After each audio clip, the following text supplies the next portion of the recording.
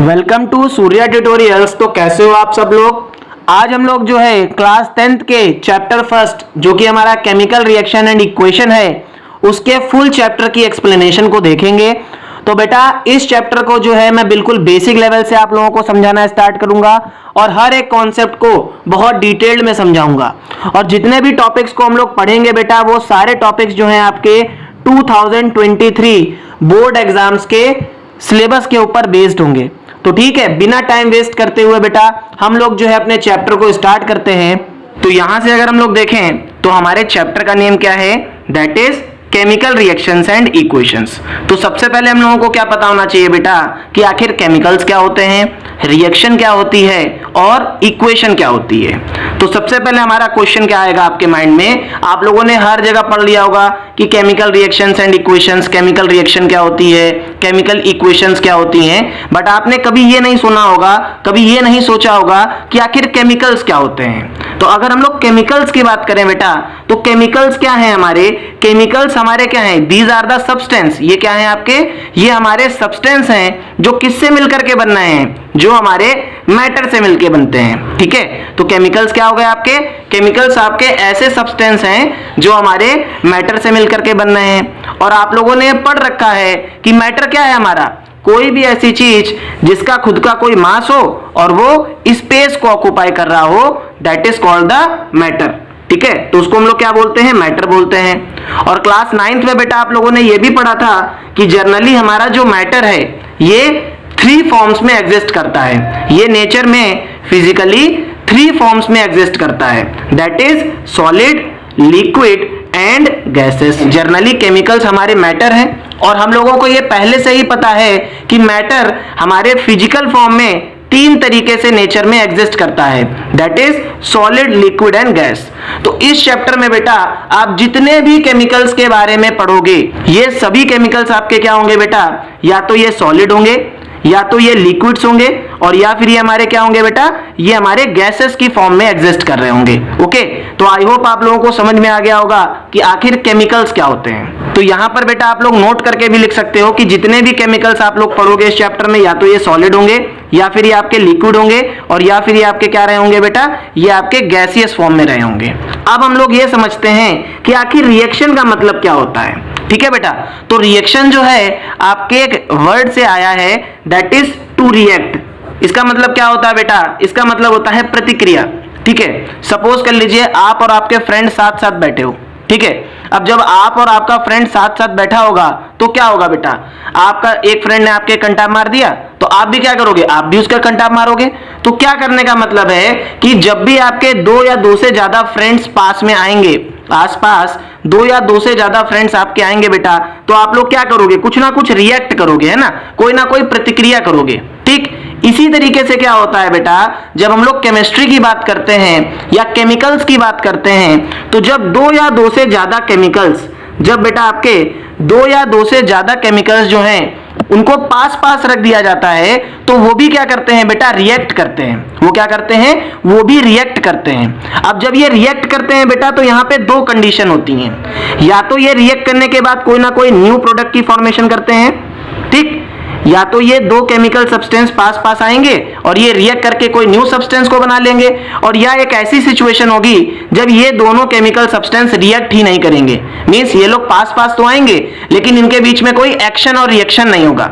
ठीक है, तो उसको मैं अभी आपको आगे बताऊंगा, लेकिन आप लोगों को यह समझ में आ गया होगा कि केमिकल्स क्या होते हैं और रिएक्शन क्या होती है। अब हम लोग जो है क्लास 9th के एक बहुत ही इंपॉर्टेंट टॉपिक को पढ़ते हैं जो आपके क्लास 10th में भी इंपॉर्टेंट है, that is physical and chemical changes. ठीक है, तो हम लोग बात करेंगे कि आखिर फिजिकल चेंजेस क्या होते हैं और केमिकल चेंजेस क्या होते हैं। तो देखिए इन दोनों चेंजेस को पढ़ने से पहले सबसे पहले हम लोगों को यह पता होना चाहिए बेटा कि आखिर चेंजेस होते क्या हैं, चेंज का मतलब क्या है। तो देखिए बेटा चेंज क्या है, change is actually a process by which a thing is form. Change क्या है बेटा, चेंज आपकी एक्चुअल में क्या है, एक ऐसी प्रोसेस है जिसमें बेटा कोई ना कोई चीज आपकी बन रही है, क्या हो रही है, कोई ना कोई न्यू चीज की फॉर्मेशन हो रही है। अब ये चेंजेस बेटा आपके वेरियस टाइप के हो सकते हैं, रिवर्सिबल चेंज भी हो सकता है, इरिवर्सिबल चेंज भी हो सकता है, फिजिकल चेंज भी हो सकता है, केमिकल चेंजेस भी हो सकते हैं और न्यूक्लियर चेंज भी हो सकता है। लेकिन अपन लोगों को क्या बात करनी है बेटा, हम लोगों को सिर्फ और सिर्फ फिजिकल चेंज और केमिकल चेंज के बारे में बात करनी है। ठीक है, तो अब हम लोग क्या करेंगे, हम लोग एक एक करके फिजिकल चेंज और केमिकल चेंज को समझेंगे। तो बेटा हम लोगों का नेक्स्ट टॉपिक क्या होगा, दैट इज फिजिकल चेंजेस। अब फिजिकल चेंजेस क्या होते हैं, हम लोग इनके बारे में बात करते हैं। तो changes in which the shape, size and the state of a matter changes are called physical changes. तो बेटा ऐसे सभी चेंजेस जिसमें क्या हो रहा है बेटा, हमारे मैटर की एक्सटर्नल प्रॉपर्टीज में चेंजमेंट आ रहा है। क्या आ रहा है बेटा, उसकी एक्सटर्नल प्रॉपर्टीज, जैसा वो बाहर से दिखता है, मींस जैसी उसकी शेप है, जैसा उसका साइज है, किस स्टेट में वो एग्जिस्ट कर रहा है। ठीक है, जैसे कि लिक्विड फॉर्म में है, गैसियस फॉर्म में है, सॉलिड फॉर्म में है। ठीक है, तो जब मैटर की इन सभी एक्सटर्नल प्रॉपर्टीज में चेंजेस आते हैं तो वो सारे चेंजेस बेटा आपके क्या कहलाते हैं, वो सारे चेंजेस आपके फिजिकल चेंजेस कहलाते हैं। क्या कहलाते हैं, फिजिकल चेंजेस कहलाते हैं। अब सेकेंड पॉइंट बेटा आप लोग यहाँ पे क्या समझोगे कि जितने भी आपके फिजिकल चेंजेस होते हैं यहाँ पे कोई भी न्यू सब्सटेंस की फॉर्मेशन नहीं होती है। ठीक है, तो फिजिकल चेंजेस में बेटा क्या होता है, आपके न्यू सब्सटेंस की फॉर्मेशन नहीं होती है। अब थर्ड पॉइंट की अगर हम लोग बात करें तो ये क्या होते हैं बेटा, ये आपके टेम्परेरी नेचर के होते हैं, मींस ये आपके रिवर्सिबल नेचर के होते हैं। ठीक है, they can be easily converted, इनको हम लोग वापस से कन्वर्ट कर सकते हैं। अगर हम लोग इसके एग्जांपल की बात करें बेटा, तो जैसे क्या हो गया आपका मेल्टिंग ऑफ आइस।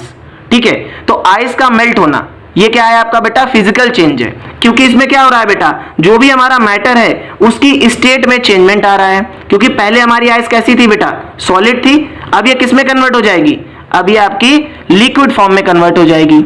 इसी तरीके से बेटा बॉइलिंग ऑफ वाटर, अब हमने बेटा वाटर को बॉईल किया, तो वाटर को जब हम बॉईल करेंगे तो क्या होगा बेटा, ये हमारा एवोपरेट कर जाएगा, ये गैसियस फॉर्म में कन्वर्ट हो जाएगा।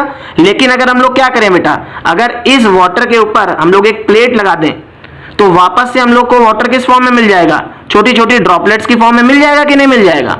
तो इसी वजह से मैंने बोला कि जो भी बेटा आपके फिजिकल चेंजेस होते हैं ये सारे चेंजेस आपके टेम्परेरी होते हैं। ठीक है, they can be easily reverse, है ना।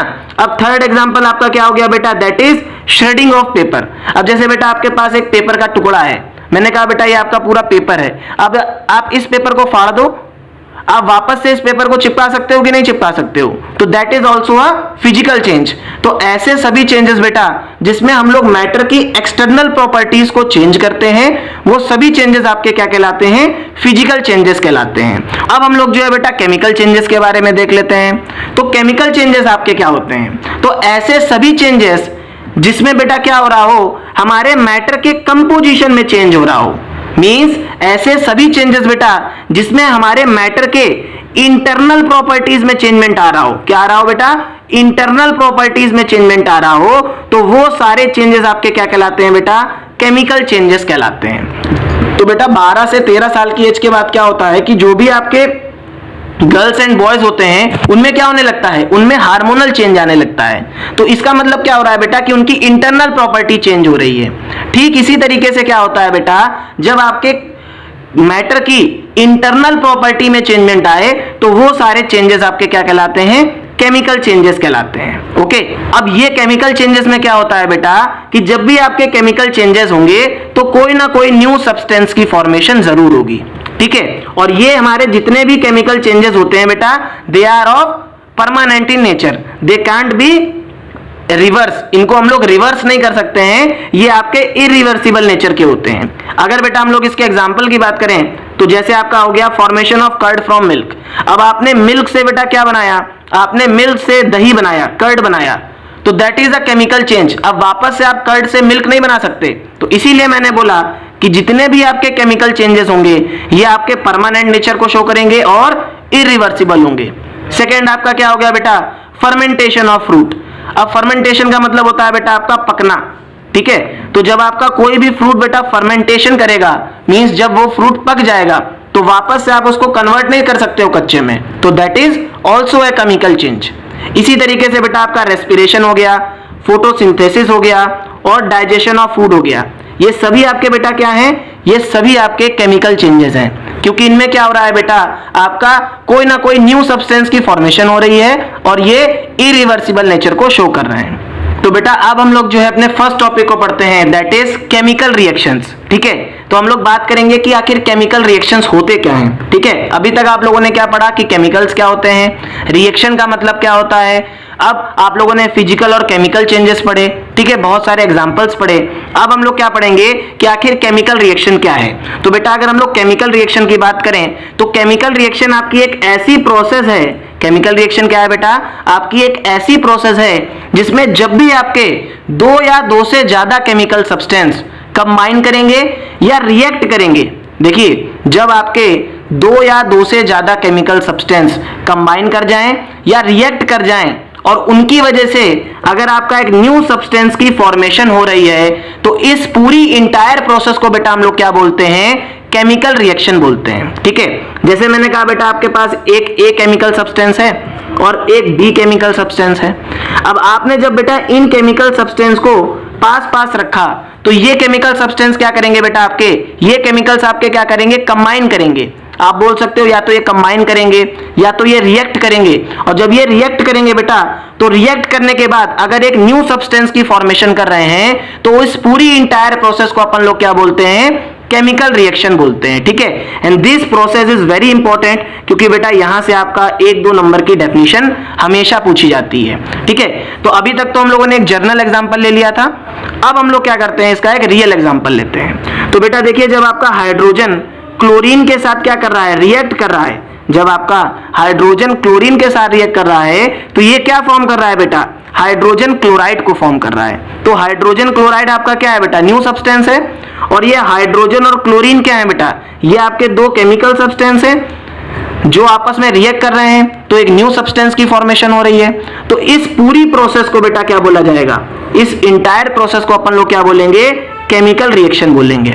ठीक, अब यहां पे बेटा आप लोग जो है, अब यहां पे बेटा आप लोग 2 पॉइंट को याद रखिएगा कि ऐसे सभी सब्सटेंस जिनकी वजह से बेटा केमिकल रिएक्शन होती है, देखिए अब यहां पे बेटा सब्सटेंस आपका क्या था, हाइड्रोजन और क्लोरीन था, तो इन दोनों की वजह से क्या हो रहा है बेटा, केमिकल रिएक्शन हो रही है। अगर ये दोनों केमिकल सब्सटेंस पास पास नहीं आते तो क्या कोई न्यू सब्सटेंस बनता, नहीं बनता।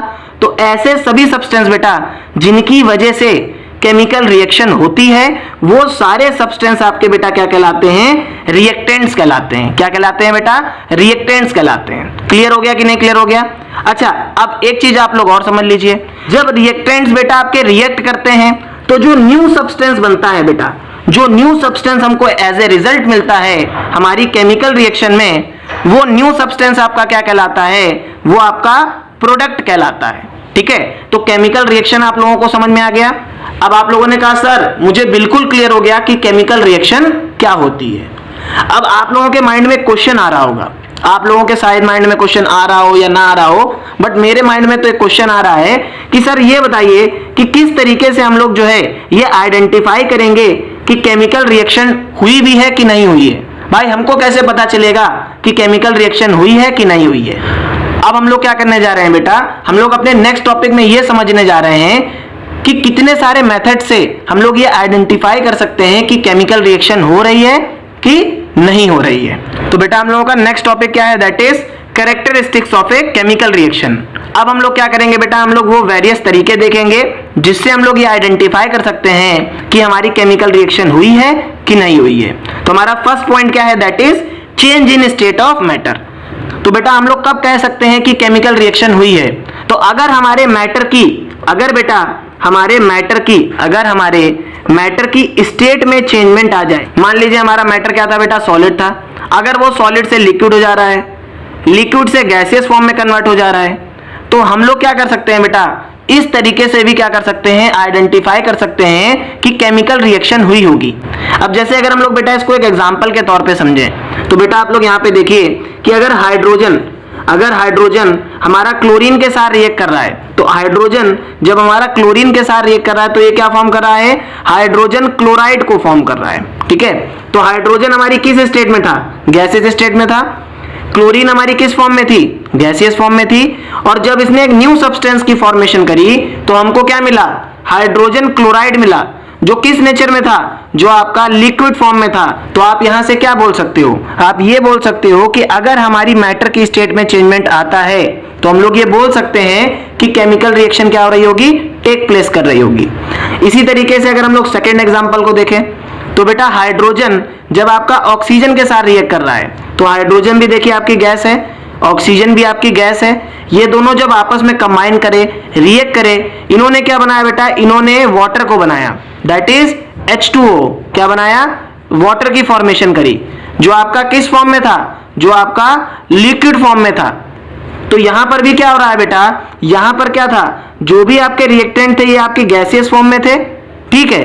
अब ये सारे रिएक्टेंट आपके किस फॉर्म में कन्वर्ट हो रहे हैं, या तो ये रिएक्टेंट आपके लिक्विड फॉर्म में कन्वर्ट हो रहे हैं, या तो ये रिएक्टेंट आपके सॉलिड फॉर्म में कन्वर्ट हो रहे हैं। तो इन सारी चीजों में क्या हो रहा है बेटा, इन सारी चीजों में आपके मैटर की स्टेट चेंज हो रही है। तो हम लोग क्या बोल सकते हैं कि अगर हमारे मैटर की स्टेट चेंज हो रही है जब दो या दो से ज्यादा केमिकल सब्सटेंस कंबाइन कर रहे हैं, तो केमिकल रिएक्शन अकर हो सकती है। बेटा यहां पे मैंने आपको बस एक एग्जांपल दे दिया है कि हाइड्रोजन गैस और क्लोरीन गैस आपकी क्या करे बेटा, एक बीकर में कंबाइन करे, तो हमको क्या मिल गया बेटा, हाइड्रोजन क्लोराइड मिल गया, जो आपका लिक्विड फॉर्म में था, ठीक है। तो यहां पर आपकी मैटर की स्टेट चेंज हो गई, तो हम लोगों ने क्या बोल दिया बेटा कि केमिकल रिएक्शन अकर, ठीक है। यहां पे क्या हो रहा है बेटा, केमिकल रिएक्शन हो रहा है। अब सेकेंड मेथड क्या हो सकता है, चेंज इन कलर। अब मान लीजिए बेटा आपके दो या दो से ज्यादा केमिकल सब्सटेंस आपके कंबाइन कर रहे हैं, और उनके कंबाइन करने के बाद क्या हो रहा है बेटा कि जो आपका रिएक्शन हो रहा है उसमें कलर में चेंजमेंट आ जा रहा है। क्या हो रहा है, कलर में चेंजमेंट आ जा रहा है। तो हम लोग क्या कह सकते हैं बेटा, हम लोग ये बोल सकते हैं कि अगर आपके कभी किसी केमिकल रिएक्शन में कलर चेंज कर जा रहा है तो हम लोग बोलेंगे कि केमिकल रिएक्शन टेक्स प्लेस। क्या हो रहा है वहां पे, हम लोग जो है सीधे बोल देंगे कि केमिकल रिएक्शन अकर हो रही है, ठीक है। तो मान लीजिए हमारे पास एक एग्जांपल है बेटा, दैट इज कॉपर सल्फेट। ये आपका ब्लू कलर का होता है। तो जब ये आपका कॉपर सल्फेट आयरन के साथ रिएक्ट करता है तो ये क्या बनाता है, फेरस सल्फेट को बनाता है और कॉपर को रिलीज कर देता है। अब ये जो बेटा फेरस सल्फेट होता है आपका, ये ग्रीन कलर का होता है, ठीक है। ये किस कलर का होता है, ग्रीन कलर का होता है। तो यहां पे आपने क्या देखा कि आपका एक बीकर है बेटा, आपने इसमें आयरन को डाला और कॉपर सल्फेट को पुट कर दिया। जब ये आपस में बेटा कंबाइन करे, तो कंबाइन करने के बाद इन्होंने क्या बनाया बेटा, फेरस सल्फेट को बनाया और कॉपर को बनाया। अब ये फेरस सल्फेट आपका बेटा किस कलर का होता है, ये आपका ग्रीन कलर का होता है। तो देखिए बेटा केमिकल रिएक्शन हुई तो क्या हुआ, कलर में भी चेंजमेंट हो गया। क्या हो गया, कलर में भी चेंजमेंट हो गया। तो देखिए मैंने आपको यहाँ पे लिख भी दिया है कि when there is a chemical reaction takes place, so change in colour on the product side gives us an identification that the chemical reaction take place, ठीक है। तो ये क्या कर रहा है बेटा, ये हमको आइडेंटिफाई कर रहा है कि हमारी केमिकल रिएक्शन क्या हो गई है, अकर हो चुकी है। इसी तरीके से बेटा हम लोग जो एक नेक्स्ट एग्जांपल को ले लेते हैं, दैट इज जिंक। जिंक बेटा जब आपका कॉपर सल्फेट के साथ रिएक्ट करता है तो ये क्या फॉर्म करता है, ये जिंक सल्फेट की फॉर्मेशन करता है, और यहां पे आपको क्या मिलता है, कॉपर मिल जाता है, ठीक है। तो यहां पे देखिए बेटा कि जो आपका कॉपर सल्फेट होता है ये ब्लू कलर का होता है। अब ये दोनों जब बेटा आपके रिएक्ट करते हैं तो ये क्या फॉर्म कर रहा है, जिंक सल्फेट फॉर्म कर रहा है, जो आपका कैसा होता है बेटा, जो आपका कलरलेस होता है। तो यहां पर भी देखिए बेटा, यहां पर भी क्या हो रहा है आपका, यहां पर भी बेटा क्या हो रहा है, कलर में चेंजमेंट आ रहा है। हम लोग क्या बोल सकते हैं बेटा कि जब भी केमिकल रिएक्शन होगी तो देयर इज ए चांस, वहां पे क्या होगा, एक चांस होगा कि हमारी जो रिएक्शन है उसमें कलर में चेंजमेंट हो जाए, ठीक है। अब हम लोगों का नेक्स्ट पॉइंट क्या है, that is evolution of gas. तो बेटा क्या हो सकता है कि मान लीजिए आपके दो या दो से ज्यादा केमिकल सब्सटेंस कंबाइन करे, रिएक्ट करे, और क्या हुआ, एक गैस की फॉर्मेशन हुई। तो इस तरीके से भी हम लोग क्या कर सकते हैं, आइडेंटिफाई कर सकते हैं कि केमिकल रिएक्शन हुई है कि नहीं हुई, ओके। तो हम लोग क्या करते हैं, इसको एक एग्जांपल के थ्रू समझते हैं। तो देखो जब आपका जिंक जो है बेटा सल्फ्यूरिक एसिड के साथ रिएक्ट किया, तो जिंक जब सल्फ्यूरिक एसिड के साथ रिएक्ट किया तो इसने जिंक सल्फेट की फॉर्मेशन करी और आपकी हाइड्रोजन गैस की यहां पे फॉर्मेशन हो गई, ठीक है। इसी तरीके से क्या हुआ बेटा कि कैल्शियम कार्बोनेट को जब हम लोगों ने हीट किया, कैल्शियम कार्बोनेट को जब हम लोगों ने हीट किया तो बेटा हमको क्या मिला, कैल्शियम ऑक्साइड मिला और कार्बन डाइऑक्साइड मिला, ठीक है। तो कार्बन डाइऑक्साइड आपकी क्या हो गई, गैस हो गई।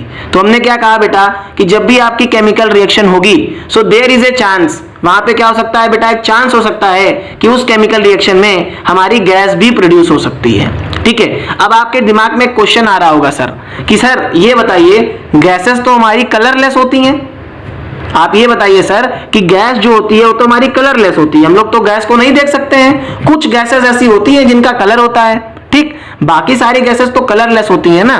तो फिर हम लोग कैसे आइडेंटिफाई करेंगे कि गैस की फॉर्मेशन हुई है कि नहीं हुई है? तो बेटा देखिए, मैं आपको अभी ये समझा दे रहा हूं, लेकिन ये आपके चैप्टर नंबर 2 में आएगा कि किस तरीके से हम लोग जो है हाइड्रोजन और कार्बन डाइऑक्साइड गैस को आइडेंटिफाई कर सकते हैं। तो अगर बेटा मैं हाइड्रोजन गैस की बात करूं, तो हाइड्रोजन गैस की बेटा क्योंकि आपकी कैलोरीफिक वैल्यू इतनी ज्यादा होती है, तो जब हम लोग इसको कैंडल के पास लेकर के जाते हैं तो ये क्या करती है, ये एक्सप्लोजन क्रिएट करती है। ये क्या करती है बेटा, ये पॉप साउंड को क्रिएट करती है, ब्लास्ट हो जाती है। इसी तरीके से बेटा अगर हम लोग कार्बन डाइऑक्साइड गैस की बात करें, तो कार्बन डाइऑक्साइड गैस में क्या होता है बेटा, ये जो है बेटा हमारी ब्रिस्क इफरवेसेंस के साथ प्रोड्यूस होती है। जैसे आप लोगों ने थम्स अप की बोतल देखी होगी, पेप्सी की बोतल देखी होगी, जब आप उसके बोतल के ढक्कन को खोलते हो तो वहां पे क्या होती है, एक सन्न सी आवाज आती है और छोटे छोटे ड्रॉपलेट्स आपको दिखते हैं, तो उसी को क्या बोला जाता है बेटा, ब्रिस्क इफरवेसेंस बोला जाता है। तो जब भी आपकी बेटा कार्बन डाइऑक्साइड गैस प्रोड्यूस होती है तो छोटे छोटे बबल्स की फॉर्मेशन होती है, और साथ ही साथ ये क्या करते हैं बेटा, एक विसल के साउंड को भी प्रोड्यूस करते हैं। अब सेकंड तरीका क्या हो सकता है जिससे हम लोग ये आइडेंटिफाई करें कि जो है हमारे बीकर में कार्बन डाइऑक्साइड गैस प्रोड्यूस हो रही है? तो बेटा कार्बन डाइऑक्साइड बेटा आपकी क्या करती है, फायर एक्सटिंग्विशर का भी काम करती है, आग को बुझाने का भी काम करती है कि नहीं करती है? तो इन दोनों तरीकों से बेटा हम लोग क्या कर सकते हैं, हम लोग ये आइडेंटिफाई कर सकते हैं कि हमारी गैस की फॉर्मेशन हो रही है कि नहीं हो रही है। और मोस्ट इंपॉर्टेंटली आपको क्या समझना है बेटा, कि जब भी हमारी केमिकल रिएक्शन होगी, so there is a chance, वहां पे क्या हो सकता है, चांस हो सकता है कि गैस की भी फॉर्मेशन हो। या हम लोग ये आइडेंटिफाई कर सकते हैं, अगर किसी केमिकल रिएक्शन में मान लीजिए अगर आपके 2 सब्सटेंस रखे हैं और वहां पे गैस की फॉर्मेशन हो गई है, तो हम लोग ये डायरेक्ट देख के बोल देंगे कि यहाँ पे केमिकल रिएक्शन अकर हुई है। तो हम लोग इस तरीके से बेटा इसको आइडेंटिफाई भी कर सकते हैं। ओके, तो यहाँ पे देखिए मैंने आपको बीकर ए लिया था जिसमें आपकी हाइड्रोजन गैस प्रोड्यूस हो रही है। तो जब बेटा आपकी हाइड्रोजन गैस प्रोड्यूस हो रही है, मैं यहाँ पे कैंडल ले आया, तो देखिए इसने क्या किया बेटा, पॉप साउंड को प्रोड्यूस किया। ठीक है, तो ये हमेशा क्या करती है बेटा, पॉप साउंड को प्रोड्यूस करती है। इसी तरीके से बेटा अगर हम लोग बात करें बीकर बी की, तो मान लीजिए बेटा यहाँ पे आपकी CO2 गैस थी, तो CO2 गैस बेटा जब भी आपकी प्रोड्यूस होगी तो यहाँ पे क्या होंगे बेटा, इसके सरफेस पे छोटे छोटे ड्रॉपलेट्स होंगे, और साथ ही साथ बेटा ये एक विसल के साउंड के साथ प्रोड्यूस होगी। तो इसीलिए इसको क्या बोला जाता है कि ये ब्रिस्क इफरवेसेंस के साथ प्रोड्यूस होती है। अब बेटा नेक्स्ट पॉइंट क्या होगा, that is change in temperature.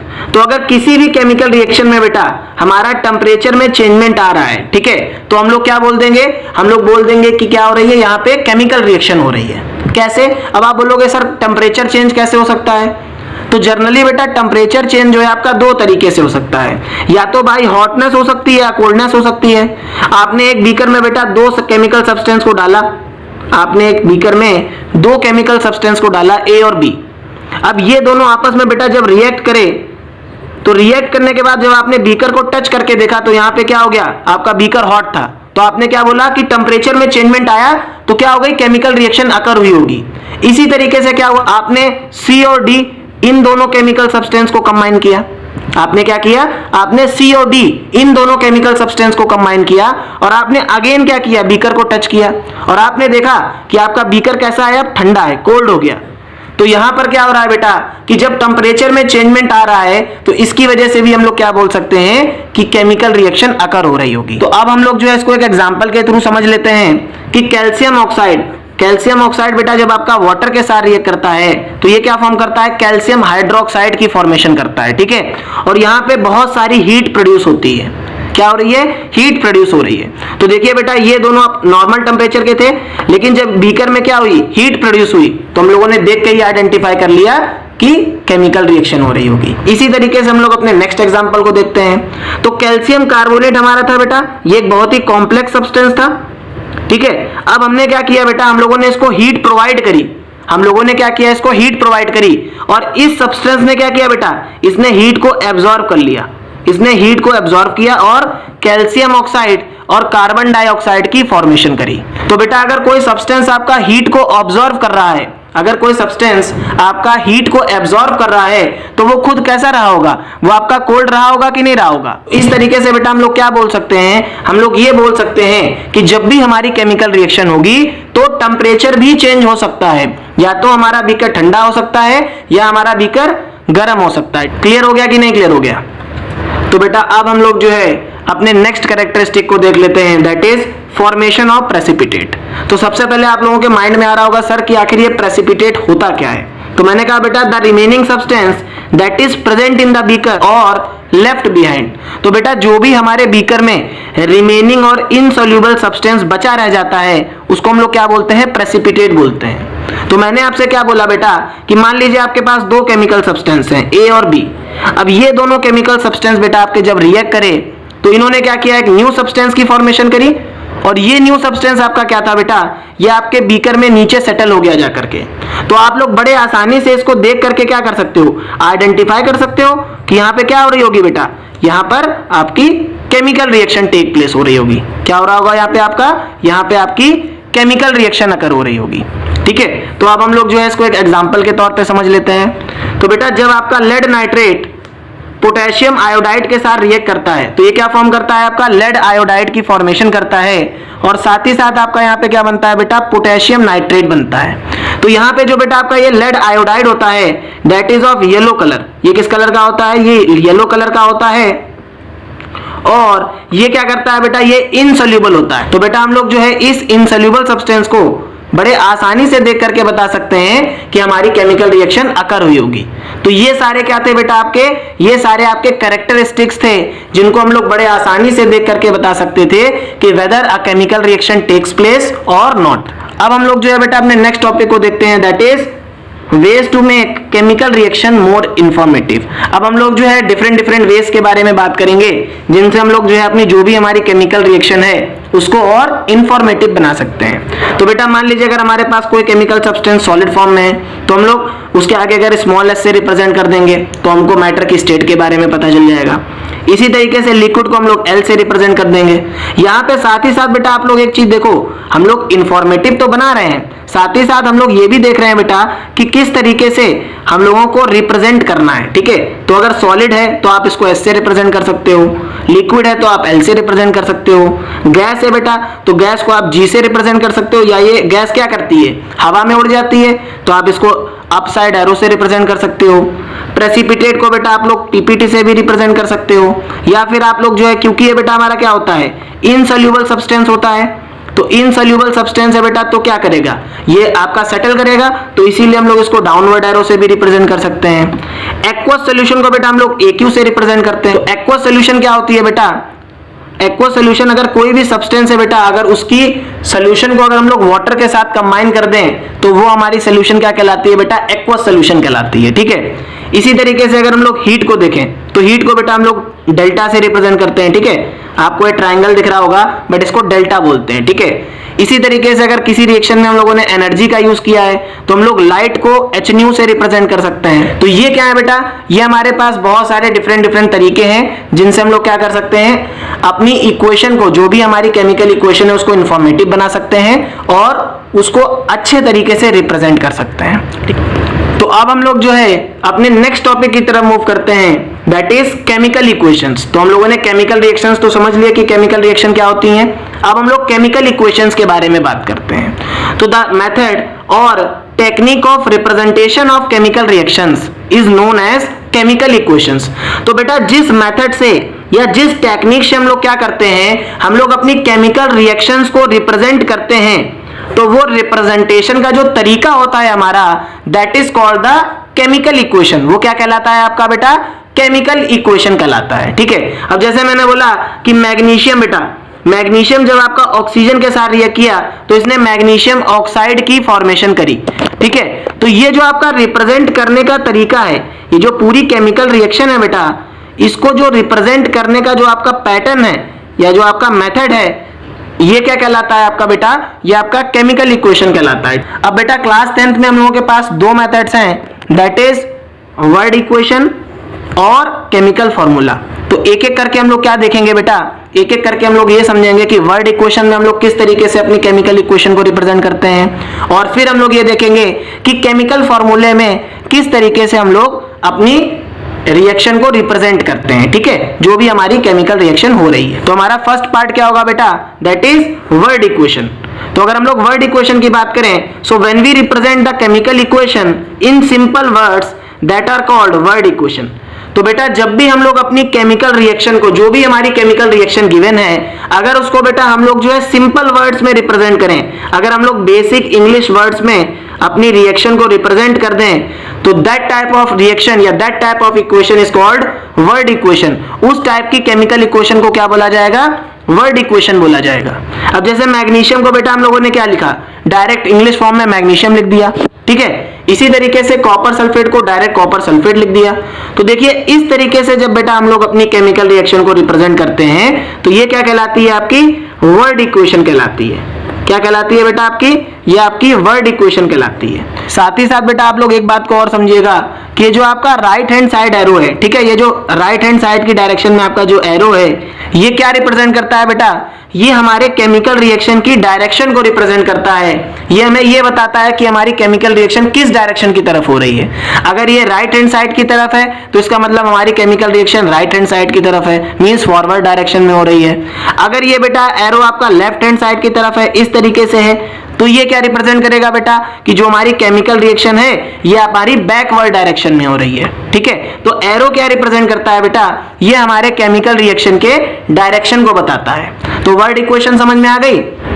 तो अब हम लोग जो है अपने नेक्स्ट मेथड को देखते हैं, that is chemical formula. So when we represent our chemical equation in terms of chemical formula, देखिए एक मेथड हमारे पास क्या था बेटा? एक मेथड हमारे पास था जब हम लोग वर्ड इक्वेशंस में क्या करें? अपनी केमिकल रिएक्शंस को रिप्रेजेंट कर दें, ठीक है। सेकेंड तरीका क्या हो सकता है कि जब हम लोग बेटा जो है केमिकल्स को क्या करें? उनके केमिकल फॉर्मूला की फॉर्म में रिप्रेजेंट करें। तो this method is known as chemical formula, okay. तो देखिए यहाँ मैग्नीशियम को बेटा हम लोगों ने Mg से रिप्रेजेंट किया, तो मैग्नीशियम का सिंबल क्या है? Mg। तो मैग्नीशियम जब हमारा ऑक्सीजन के साथ रिएक्ट किया, इसने मैग्नीशियम ऑक्साइड की फॉर्मेशन करी। तो इस तरीके के रिप्रेजेंटेशन को बेटा हम लोग क्या बोलते हैं? कि केमिकल फॉर्मूला के बेसिस पे, ओके। तो यहां पर हम लोगों ने क्या किया बेटा? अपनी रिएक्शन को केमिकल फॉर्मूले के टर्म्स में एक्सप्रेस किया, ठीक है। इसी तरीके से बेटा जब कार्बन मोनोऑक्साइड जो कि आपका गैसियस फॉर्म में है, जब ये हाइड्रोजन के साथ रिएक्ट करता है एट 300 एटमॉस्फेरिक प्रेशर, तो ये क्या फॉर्म करता है? आपका मेथनॉल की फॉर्मेशन करता है, ठीक है। तो that is a very important reaction. सबसे पहले तो आप लोग ये समझो कि ये जो रिएक्शन है आपकी बहुत ज्यादा इंपॉर्टेंट है। तो यहां पर बेटा आपका एक नया टर्म आता है, that is called the catalyst, ठीक है। यहां पर हम लोग क्या बात करते हैं? कैटलिस्ट के बारे में बात करते हैं। तो कैटलिस्ट क्या होते हैं बेटा? ये सभी आपके ऐसे सब्सटेंस होते हैं जो हमारी केमिकल रिएक्शंस में क्या किए जाते हैं? एक्सटर्नली ऐड किए जाते हैं। क्या किए जाते हैं? They are added externally to increase और decrease the rate of chemical reaction. तो बेटा ऐसे सभी सब्सटेंस जो हमारे केमिकल रिएक्शन में एक्सटर्नली ऐड किए जाते हैं और जिनकी वजह से क्या होता है बेटा? जो हमारी केमिकल रिएक्शन की स्पीड है या तो वो इंक्रीज कर जाए या वो आपकी डिक्रीज कर जाए, वो सभी सब्सटेंस आपके क्या कहलाते हैं बेटा? कैटलिस्ट कहलाते हैं। तो कैटलिस्ट आप लोगों को समझ में आ गया। वर्ड इक्वेशन और केमिकल फॉर्मूले के टर्म में जब हम लोग अपने केमिकल रिएक्शन को रिप्रेजेंट करते हैं, वो भी आप लोगों ने समझ लिया। अब हम लोग जो है बेटा अपने नेक्स्ट टॉपिक की तरफ मूव करते हैं, that is types of chemical equation. अब हम लोग ये देखेंगे कि जनरली हमारी जो केमिकल इक्वेशंस हैं ये कितने टाइप्स की होती हैं। तो अगर बेटा हम लोग केमिकल इक्वेशंस की बात करें तो आपकी केमिकल इक्वेशंस दो टाइप की होती हैं। पहला आपकी balanced chemical equation and the second one is unbalanced chemical equation, जिसको हम लोग क्या बोलते हैं बेटा? स्केलेटल केमिकल इक्वेशन भी बोलते हैं। और यहां से बेटा 2014 में सीबीएसई ने बोर्ड एग्जाम में क्वेश्चन पूछा था। तो आप लोग याद रखिएगा कि जो आपकी अनबैलेंस्ड केमिकल इक्वेशन होती हैं इनको स्केलेटल इक्वेशन भी बोला जाता है। तो अब एक एक करके हम लोग क्या समझेंगे कि बैलेंस्ड केमिकल इक्वेशन क्या होती है, देन हम लोग क्या समझेंगे कि अनबैलेंस्ड केमिकल इक्वेशन क्या होती है, ओके। तो बेटा हम लोगों का नेक्स्ट टॉपिक क्या है? That is balanced chemical equation. So those chemical equations in which the number of atoms of different elements must be equal in the reactant side and product side are called balanced chemical equation। तो बेटा आप लोगों को ये definition I hope समझ में आ गई हो। अगर नहीं भी समझ में आई हो तो इसको आप बिल्कुल इजीली समझो कि बेटा ऐसी सभी केमिकल रिएक्शंस या ऐसी सभी केमिकल इक्वेशंस जिसमें आपका क्या हो बेटा? जो रिएक्टेंट साइड आपके डिफरेंट एलिमेंट्स के एटम्स प्रेजेंट हैं। देखिए एक बार फिर से सुन लीजिए कि ऐसी सभी केमिकल रिएक्शंस या ऐसी सभी केमिकल इक्वेशंस जिसमें क्या हो रहा है बेटा आपका? जिसमें आपके जो डिफरेंट एलिमेंट्स प्रेजेंट हैं रिएक्टेंट साइड, उनके जो एटम्स हैं, अगर वो जो है आपके प्रोडक्ट साइड जो डिफरेंट डिफरेंट एलिमेंट्स प्रेजेंट हैं उनके नंबर ऑफ एटम्स के बराबर हो जाएंगे तो वो रिएक्शंस हमारी क्या कहलाती हैं बेटा, बैलेंस्ड केमिकल इक्वेशन कहलाती हैं। अच्छा आप लोग इसको एक एग्जांपल से समझो, जैसे हाइड्रोजन बेटा जब आपका आयोडीन के साथ रिएक्ट करा तो इसने हाइड्रोजन आयोडाइड की फॉर्मेशन करी, ठीक है। तो अगर हम लोग रिएक्टेंट साइड देखें बेटा तो हमारे पास रिएक्टेंट साइड 2 हाइड्रोजन के एटम है और रिएक्टेंट साइड हमारे पास 2 आयोडीन के एटम है। वहीं पे अगर हम लोग बेटा प्रोडक्ट साइड देखें तो प्रोडक्ट साइड भी बेटा हमारे पास 2 हाइड्रोजन के एटम है और 2 आयोडीन के एटम है। तो यहां पर क्या हो रहा है बेटा कि जो हमारे डिफरेंट डिफरेंट एलिमेंट्स प्रेजेंट हैं रिएक्टेंट साइड उनके जो नंबर ऑफ एटम्स हैं वो किसके बराबर है, वो हमारे पास जो product side different different elements present हैं उनके नंबर ऑफ एटम्स के बराबर है, ठीक है। तो इस वजह से क्या हुआ बेटा कि हमारी रिएक्शन क्या कहलाएगी, ये हमारी बैलेंस्ड केमिकल इक्वेशन कहलाएगी। तो जब भी हम लोग बेटा बैलेंस्ड केमिकल इक्वेशन की बात करेंगे तो आप लोग बस इस पॉइंट को याद रखिएगा कि जो नंबर ऑफ एलिमेंट्स होंगे रिएक्टेंट साइड वो हमेशा किसके बराबर होने चाहिए, आपके जो आपके नंबर ऑफ एलिमेंट्स प्रेजेंट है प्रोडक्ट साइड वो दोनों इक्वल होने चाहिए। अगर ये दोनों नंबर ऑफ एलिमेंट्स बेटा आपके इक्वल हो गए तो क्या होगा बेटा, जो आपकी रिएक्शन होगी या जो आपकी इक्वेशन होगी that is called balanced chemical equation, ठीक है। अब नोट करके आप लोग बेटा एक पॉइंट को और समझ लीजिएगा कि केमिकल इक्वेशंस जितनी भी आपकी बेटा केमिकल इक्वेशंस हैं they must be balanced to satisfy the law of conservation of mass. तो जितनी भी बेटा हमारी केमिकल इक्वेशंस होती हैं इन सब को हम लोग क्या करते हैं बेटा, बैलेंस करते हैं। किस वजह से बैलेंस करते हैं, in order to satisfy the law of conservation of mass. क्योंकि बेटा हम लोगों को अच्छी तरीके से पता है कि मास कैन नाइदर बी क्रिएटेड और नॉर बी डिस्ट्रॉयड। तो ना तो हम लोग बेटा मास को डिस्ट्रॉय कर सकते हैं ना ही हम लोग मास को क्रिएट कर सकते हैं। जो भी बेटा हमारा मास होगा वो क्या रहेगा, हमेशा सेम रहेगा। तो इस वजह से क्या होता है बेटा कि जितनी भी हमारी केमिकल इक्वेशंस हैं हम लोग क्या करते हैं बेटा, इनको बैलेंस करते हैं। क्या करते हैं, बैलेंस करते हैं in order to satisfy the law of conservation of mass. Clear हो गया कि नहीं क्लियर हो गया? तो बैलेंस केमिकल इक्वेशन आप लोगों को समझ में आ गया होगा। अब हम लोग बेटा अनबैलेंस्ड केमिकल इक्वेशन के बारे में बात करेंगे और फिर हम लोग सीखेंगे कि आखिर बैलेंसिंग करते कैसे हैं। तो बेटा हम लोगों का नेक्स्ट टॉपिक क्या है, that is unbalanced chemical equation.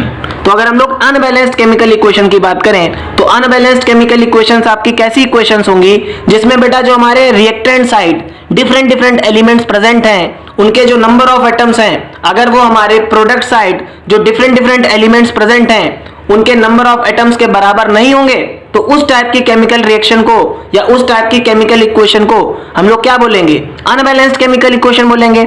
और ये अनबैलेंस्ड इक्वेशंस हमारी क्या कहलाती हैं, स्केलेटल केमिकल इक्वेशंस भी कहलाती हैं। तो those chemical equations in which the number of atoms of different elements on the reactant side is not equals to the product side, these equations are known as unbalanced chemical equations।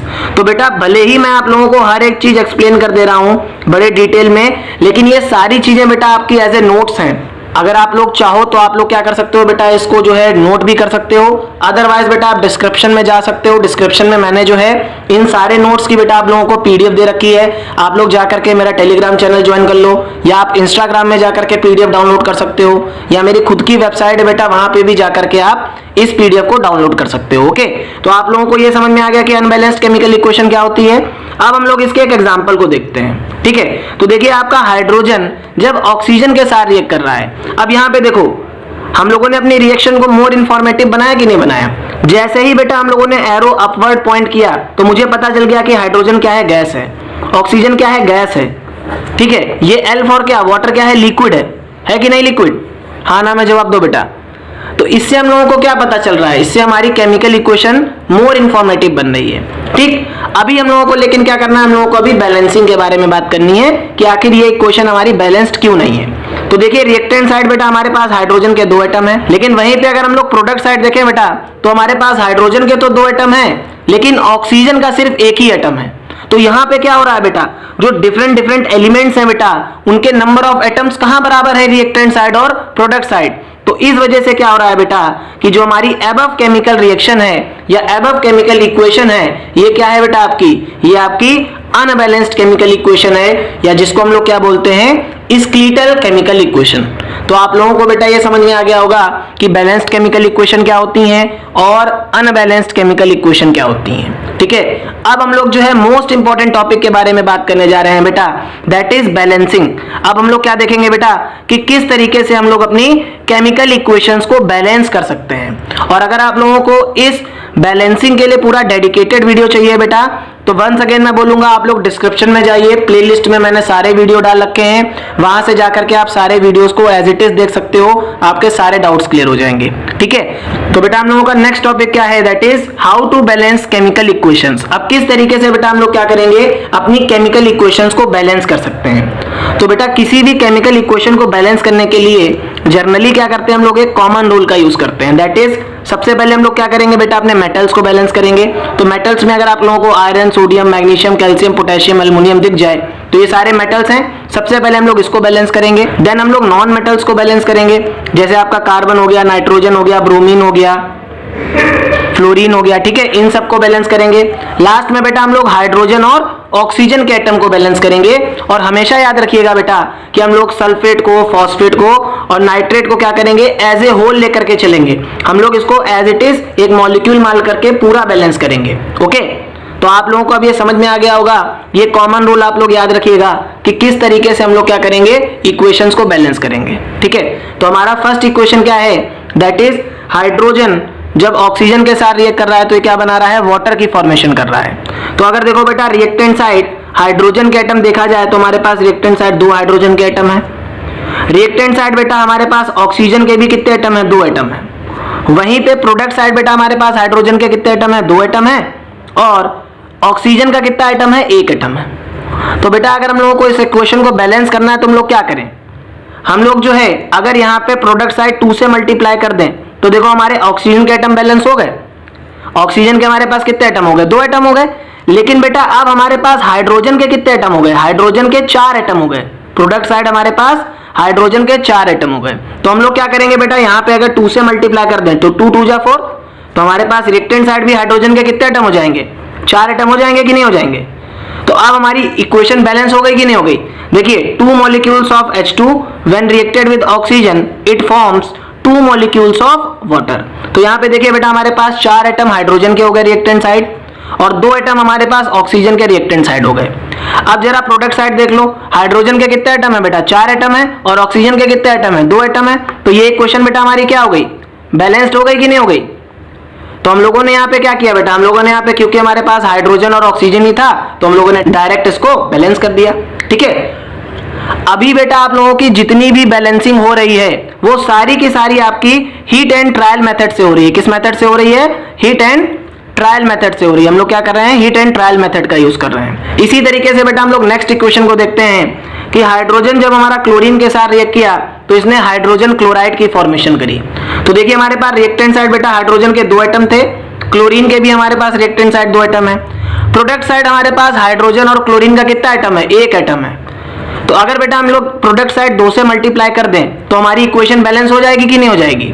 तो देखिए H2 when reacted with Cl2 it forms 2 molecules of HCl। ठीक है, तो ये बेटा equation हमारी क्या होगी, बैलेंस्ड इक्वेशन होगी। कैसी इक्वेशन हो जाएगी ये हमारी बैलेंस्ड इक्वेशन हो जाएगी। तो इस तरीके से बेटा हम लोग जो अपनी लास्ट रिएक्शन को देख लेते हैं, that is magnesium hydroxide when reacted with HCl it forms magnesium chloride and water. तो बेटा यहाँ पर देखो हम लोग क्या करेंगे, अपना वही कॉमन रूल यूज करेंगे।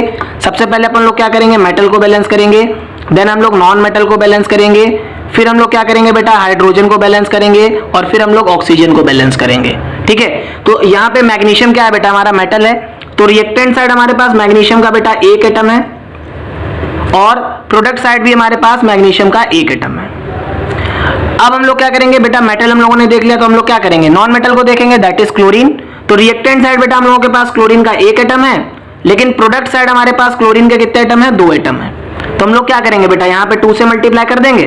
तो देखिए बेटा हमारी क्लोरीन बैलेंस हो गई कि नहीं हो गई। अब बात आती है हाइड्रोजन और ऑक्सीजन की। तो जरा रिएक्टेंट साइड देखो बेटा, हाइड्रोजन के रिएक्टेंट साइड 2 एटम इधर और 2 एटम इधर, तो 2 + 2 4। तो हमारे पास बेटा हाइड्रोजन के रिएक्टेंट साइड कितने एटम है, 4 एटम है। लेकिन प्रोडक्ट साइड हमारे पास हाइड्रोजन के कितने एटम है, 2 एटम है। तो हम लोग क्या करेंगे बेटा, यहाँ 2 से मल्टीप्लाई कर देंगे कि नहीं कर देंगे। तो देखिए हाइड्रोजन के 4 एटम हो गए कि नहीं हो गए। अब आप जरा ऑक्सीजन को देख लो, रिएक्टेंट साइड बेटा ऑक्सीजन के हमारे पास 2 एटम है कि नहीं है, और प्रोडक्ट साइड भी हमारे पास ऑक्सीजन के 2 एटम हो गए। तो देखिए बेटा हम लोगों ने अगर ये वाला रूल लगाया तो कितने आसानी से हमारी इतनी कॉम्प्लेक्स रिएक्शन क्या हो गई, बैलेंस कर गई। तो आपकी बैलेंस इक्वेशन क्या आएगी बेटा कि मैग्नीशियम हाइड्रोक्साइड जब आपका रिएक्ट कर रहा है 2 molecules of hydrochloric acid, it forms magnesium chloride plus 2 molecules of water. तो ये क्या हो गई बेटा आपकी, ये आपकी बैलेंस्ड इक्वेशन हो गई। क्या हो गई बेटा आपकी, ये बैलेंस्ड केमिकल इक्वेशन हो गई। तो अपने लास्ट लेक्चर में हम लोगों ने क्या देखा था कि केमिकल रिएक्शंस क्या होती हैं, केमिकल इक्वेशंस क्या होती हैं, बैलेंस्ड इक्वेशंस क्या होती हैं। आज हम लोग क्या पढ़ेंगे कि कितने टाइप की केमिकल रिएक्शंस हम लोगों को क्लास 10th में पढ़ना है। तो first one is combination reaction. तो सबसे पहले हम लोग क्या करेंगे बेटा, कॉम्बिनेशन रिएक्शन के बारे में बात करेंगे। देन सेकंड हमारी क्या है, दैट इज डिकम्पोजिशन रिएक्शन। फिर हम लोग क्या करेंगे बेटा, डिकम्पोजिशन रिएक्शन के बारे में बात करेंगे। थर्ड हमारी आएगी डिस्प्लेसमेंट रिएक्शन। ठीक है, अब डिस्प्लेसमेंट रिएक्शन बेटा हमारी 2 तरीके की होती है। ये डिस्प्लेसमेंट रिएक्शन को हम लोग सिंगल डिस्प्लेसमेंट रिएक्शन भी बोलते हैं, और नेक्स्ट हमारी क्या होगी बेटा, डबल डिस्प्लेसमेंट रिएक्शन। ठीक है, तो ये हमारी 4 मेन केमिकल रिएक्शंस हैं जो हम लोगों को क्लास 10th में पढ़ना है। साथ ही साथ बेटा हम लोग क्या पढ़ेंगे, हम लोग रेडॉक्स रिएक्शन के बारे में भी बात करेंगे। और रेडॉक्स रिएक्शन में बेटा हम लोग क्या पढ़ेंगे, रेडॉक्स रिएक्शन में हम लोग ऑक्सीडेशन और रिडक्शन रिएक्शंस के बारे में भी बात करेंगे। तो एक एक करके बेटा हम लोग क्या करेंगे, एक एक करके हम लोग जो है इन सभी रिएक्शंस को समझेंगे और इनके एग्जांपल्स को देखेंगे। तो first one is combination reaction.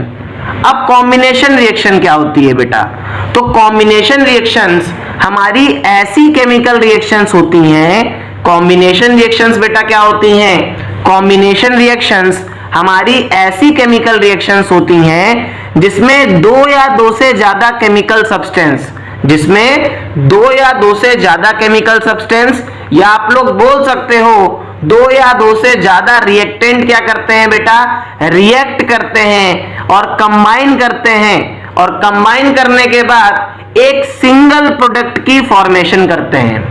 क्या करते हैं बेटा, एक सिंगल प्रोडक्ट की फॉर्मेशन करते हैं। तो यहां पे आप देखिए बेटा, एक जर्नल एग्जांपल के थ्रू मैंने आपको समझाया है कि देखिए यहां पे बेटा हमारे पास 2 या 2 से ज्यादा क्या है, रिएक्टेंट्स हैं। अब ये सभी रिएक्टेंट्स बेटा क्या कर रहे हैं, ये रिएक्टेंट्स रिएक्ट कर रहे हैं या कंबाइन कर रहे हैं, और कंबाइन करने के बाद बेटा हमको एक सिंगल प्रोडक्ट दे रहे हैं। क्या दे रहे हैं, एक सिंगल प्रोडक्ट दे रहे हैं। तो ऐसी सभी रिएक्शंस बेटा हमारी क्या कहलाती हैं, कॉम्बिनेशन रिएक्शंस कहलाती हैं। तो अब हम लोग जो है बेटा इसके एग्जांपल्स को भी देख लेते हैं। तो देखिए कैल्शियम ऑक्साइड जब बेटा हमारा वाटर के साथ रिएक्ट करता है तो ये कैल्शियम हाइड्रोक्साइड की फॉर्मेशन करता है। ओके, तो यहां पे देखिए बेटा 2 रिएक्टेंट्स कंबाइन करें और 2 रिएक्टेंट्स के कंबाइन होने के बाद हमें एक सिंगल प्रोडक्ट मिला, और ये रिएक्शन बेटा आपकी बहुत ज्यादा इंपॉर्टेंट है, हमेशा आपके बोर्ड एग्जाम में पूछी जाती है। तो यहां पे पूछा क्या जाता है बेटा,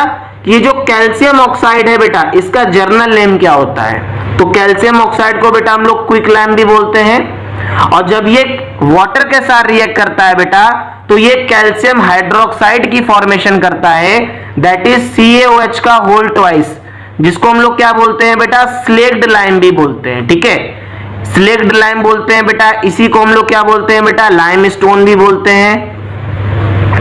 ठीक है, और इसी को बेटा आपके लास्ट ईयर के क्वेश्चन में यहीं से क्वेश्चन आया था, इसी को बेटा हम लोग डोलोमाइट भी बोलते हैं ना।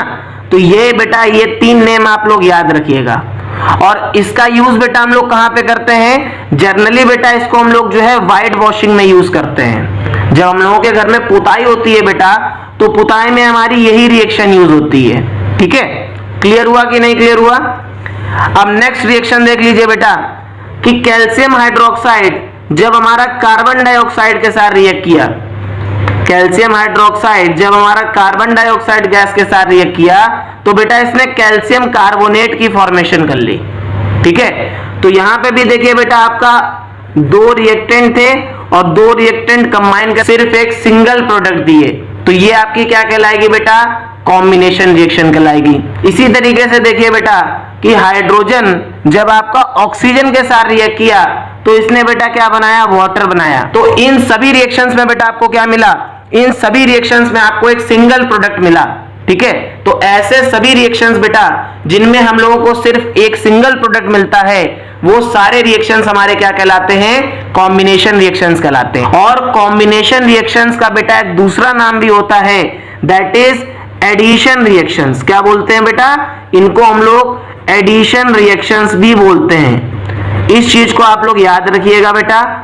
ओके, तो यहां तक कि मुझे लग रहा है आप लोगों को क्लियर हो गया होगा कि कॉम्बिनेशन रिएक्शंस क्या होते हैं। तो बेटा अब हम लोग जो है अपने नेक्स्ट टाइप की रिएक्शन को देखते हैं, दैट इज डिकम्पोजिशन रिएक्शन। तो बेटा आपको नाम से ही क्या समझ में आ रहा है, डिकम्पोज होगा। यहां पे क्या होगा बेटा, ब्रेकिंग होगी। ठीक है, तो ऐसे सभी केमिकल रिएक्शंस बेटा, ऐसे सभी केमिकल रिएक्शंस जिसमें हमारा एक कॉम्प्लेक्स रिएक्टेंट, कॉम्प्लेक्स रिएक्टेंट का मतलब क्या है बेटा, एक बहुत बड़ा रिएक्टेंट होगा और वो रिएक्टेंट आपका क्या करेगा बेटा, वो रिएक्टेंट आपका दो या दो से ज्यादा प्रोडक्ट्स में क्या कर जाएगा, ब्रेक कर जाएगा। तो ऐसे सभी रिएक्शंस बेटा जिसमें हमारा एक कॉम्प्लेक्स रिएक्टेंट जो है बेटा डिकम्पोज होकर के दो या दो से ज्यादा प्रोडक्ट्स की फॉर्मेशन करता है, तो वो सभी रिएक्शंस बेटा आपकी क्या कहलाती हैं, डिकम्पोजिशन रिएक्शन कहलाती हैं। क्या कहलाती हैं बेटा, डिकम्पोजिशन रिएक्शंस कहलाती हैं। अगर बेटा हम लोग इसको एक जर्नल एग्जांपल के थ्रू समझें तो मान लीजिए हमारे पास बेटा क्या है, हमारे पास एक ए रिएक्टेंट है। हमारे पास क्या है बेटा, एक कॉम्प्लेक्स रिएक्टेंट है, बहुत बड़ा है ये। ठीक है, तो ये कॉम्प्लेक्स रिएक्टेंट बेटा जब हमारे दो या दो से ज्यादा प्रोडक्ट की फॉर्मेशन करेगा तो ऐसे सभी रिएक्शंस बेटा आपके क्या कहलाएंगे, डिकम्पोजिशन रिएक्शन कहलाएंगे। तो यहां पे देखिए बेटा आपका एक कॉम्प्लेक्स रिएक्टेंट था, अब जब ये डिकम्पोज होगा बेटा तो इसने क्या किया, इसने बी की फॉर्मेशन करी, सी की फॉर्मेशन करी और डी की फॉर्मेशन करी। तो ये आपका क्या हो गया बेटा, डिकम्पोजिशन रिएक्शन हो गया। अच्छा, अब इसके कुछ जर्नल एग्जांपल देख लो। और ये जर्नल एग्जांपल बेटा, ये जो रिएक्शंस लिखी हैं ये सभी रिएक्शंस बेटा आपके बोर्ड एग्जाम में आई हैं and they are very very important. कि जब आपका फेरस सल्फेट, जब आपका फेरस सल्फेट डिकम्पोज होता है तो ये क्या करता है बेटा, ये फेरिक ऑक्साइड की फॉर्मेशन करता है और सल्फर डाइऑक्साइड और सल्फर ट्राइऑक्साइड की फॉर्मेशन करता है। तो सबसे पहले तो बेटा ये डिकम्पोजिशन रिएक्शन है, क्योंकि यहां पे क्या हो रहा है बेटा, एक कॉम्प्लेक्स रिएक्टेंट क्या कर रहा है बेटा, दो या दो से ज्यादा प्रोडक्ट की फॉर्मेशन कर रहा है। अब नेक्स्ट बेटा यहाँ पे क्वेश्चन क्या पूछा जाता है कि ये जो सल्फर डाइऑक्साइड है आपका और ये जो सल्फर ट्राइऑक्साइड गैस आपकी प्रोड्यूस हुई है इसकी स्मेल कैसी होती है। ठीक है, इसकी ओडोर कैसी होती है। तो बेटा अगर देखा जाए तो आपकी जो सल्फर डाइऑक्साइड होती है और जो सल्फर ट्राइऑक्साइड गैस होती है इसकी स्मेल जो है बेटा रॉटन एग्स की तरीके से होती है, जो सड़े हुए अंडे ठीक उसी तरीके से इसकी स्मेल होती है। तो आपके बोर्ड एग्जाम में क्वेश्चन पूछा जा चुका है बेटा जहां पे उन्होंने सल्फर डाइऑक्साइड और सल्फर ट्राइऑक्साइड की स्मेल के बारे में बात करी थी। तो ये रिएक्शन आपके एग्जाम्स के पॉइंट ऑफ व्यू से बहुत ज्यादा इंपॉर्टेंट है। तो यहां से बेटा अगर हम लोग अपनी नेक्स्ट रिएक्शन को देखें तो देखिए कैल्शियम कार्बोनेट को बेटा हम लोगों ने क्या किया, डिकम्पोज किया और इसने कैल्शियम ऑक्साइड और कार्बन डाइऑक्साइड की फॉर्मेशन करी। तो देखिए हमारा एक रिएक्टेंट था बेटा और इस एक रिएक्टेंट ने दो या दो से ज्यादा प्रोडक्ट की फॉर्मेशन करी। तो ये कौन सी रिएक्शन हो गई बेटा, ये आपकी डिकम्पोजिशन रिएक्शन हो गई। अब यहाँ पे क्या हो रहा है, ये जो कार्बन डाइऑक्साइड है बेटा, ये कार्बन डाइऑक्साइड गैस मैंने आपको बताया था जब भी प्रोड्यूस होती है तो हम लोग इसको किस तरीके से आइडेंटिफाई कर सकते हैं, हम लोग इसके ब्रिस्क इफरवेसेंस के बेसिस पे क्या कर सकते हैं बेटा, इसको आइडेंटिफाई कर सकते हैं। क्लियर हो गया कि नहीं क्लियर हो गया। In the next most important reaction, अब बेटा नेक्स्ट रिएक्शन को देखते हैं और ये रिएक्शन बेटा बहुत ज्यादा इंपॉर्टेंट है, very very important for your board exams. ठीक है, आपके बोर्ड एग्जाम्स के लिए ये रिएक्शन बहुत इंपॉर्टेंट है। अब यहाँ पे क्या बोल रहा है बेटा कि हमारे पास क्या था, लेड नाइट्रेट था। ओके, तो लेड नाइट्रेट को बेटा जब हम लोगों ने डिकम्पोज किया तो इसने लेड ऑक्साइड की फॉर्मेशन करी और नाइट्रोजन डाइऑक्साइड की फॉर्मेशन करी। ठीक है, यहाँ पे आपका NO2 फॉर्म हुआ और O2 की फॉर्मेशन हुई। तो बेटा क्वेश्चन क्या पूछा जाता है कि ये जो NO2 गैस प्रोड्यूस हुई है बेटा, इसका कलर कैसा होता है। तो आप लोग ये याद रखिएगा कि ये जो NO2 गैस होती है बेटा, इसके ब्राउन कलर के फ्यूम्स होते हैं। ठीक है, ये किस कलर की होती है, ये ब्राउन कलर के फ्यूम्स होते हैं। क्लियर हुआ कि नहीं क्लियर हुआ। तो यहां से बेटा ये क्वेश्चन सीबीएसई में हमेशा पूछा जाता है कि ये जो NO2 गैस प्रोड्यूस होती है ये किस कलर के फ्यूम्स को प्रोड्यूस करती है। तो ये ब्राउन कलर के फ्यूम्स को प्रोड्यूस करती है। तो बेटा आई होप आप लोगों को ये समझ में आ गया होगा कि डिकम्पोजिशन रिएक्शंस क्या होते हैं। ठीक है, तो अब हम लोगों ने समझ लिया कि डिकम्पोजिशन रिएक्शंस क्या होते हैं। तो हम लोग ये देखते हैं बेटा कि डिकम्पोजिशन रिएक्शंस हमारे कितने टाइप्स के होते हैं। ओके, देखो चैप्टर बहुत इजी है यार, चैप्टर में बिल्कुल भी कठिनाई नहीं है। हर एक कॉन्सेप्ट मैं बिल्कुल बेसिक लेवल से आपको समझाते हुए चल रहा हूं। यही बेटा आपके प्रॉपर नोट्स हैं। ठीक है, नोट्स की लिंक मैं डिस्क्रिप्शन में दे दूंगा।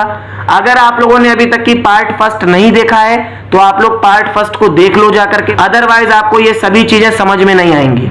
ओके, तो बेटा अब हम लोगों को क्या पढ़ना है कि डिकम्पोजिशन रिएक्शंस हमारे कितने टाइप्स के होते हैं। तो अगर हम लोग देखें तो जनरली बेटा डिकम्पोजिशन रिएक्शंस हमारे 3 टाइप्स के होते हैं। तो बेटा जब हमारे डिकम्पोजिशन रिएक्शंस हीट की प्रेजेंस में अकर होते हैं, कहने का मतलब ये है बेटा जब कभी हम लोग जो है एक कॉम्प्लेक्स रिएक्टेंट को ब्रेक करने के लिए हीट प्रोवाइड करते हैं तो वो सभी डिकम्पोजिशन रिएक्शंस हमारे क्या कहलाते हैं बेटा, थर्मल डिकम्पोजिशन रिएक्शंस कहलाते हैं। क्लियर हो गया कि नहीं क्लियर हो गया।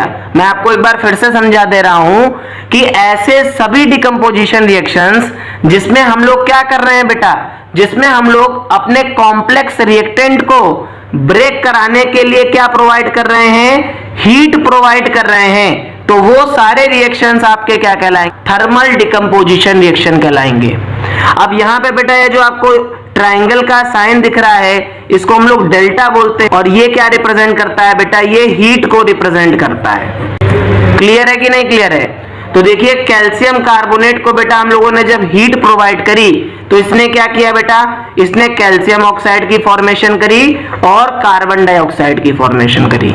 ठीक इसी तरीके से बेटा आपकी जो अभी मैंने रिएक्शन आपको समझाई थी दैट इज फेरस सल्फेट, तो फेरस सल्फेट को बेटा हम लोगों ने क्या प्रोवाइड की, हीट प्रोवाइड करी। तो अगर आपसे कोई पूछे कि फेरस सल्फेट जब डिकम्पोज होकर के फेरिक ऑक्साइड, सल्फर डाइऑक्साइड और सल्फर ट्राइऑक्साइड गैस की फॉर्मेशन करता है तो ये किस टाइप की रिएक्शन है, तो आप क्या बोलोगे, ये हमारी थर्मल डिकम्पोजिशन रिएक्शन है। क्योंकि यहां पे बेटा हम लोग क्या कर रहे हैं, यहां पे हम लोग हीट को प्रोवाइड कर रहे हैं। तो ऐसे सभी डिकम्पोजिशन रिएक्शन जिसमें बेटा हम लोग हीट प्रोवाइड करेंगे वो थर्मल डिकम्पोजिशन रिएक्शन होंगे।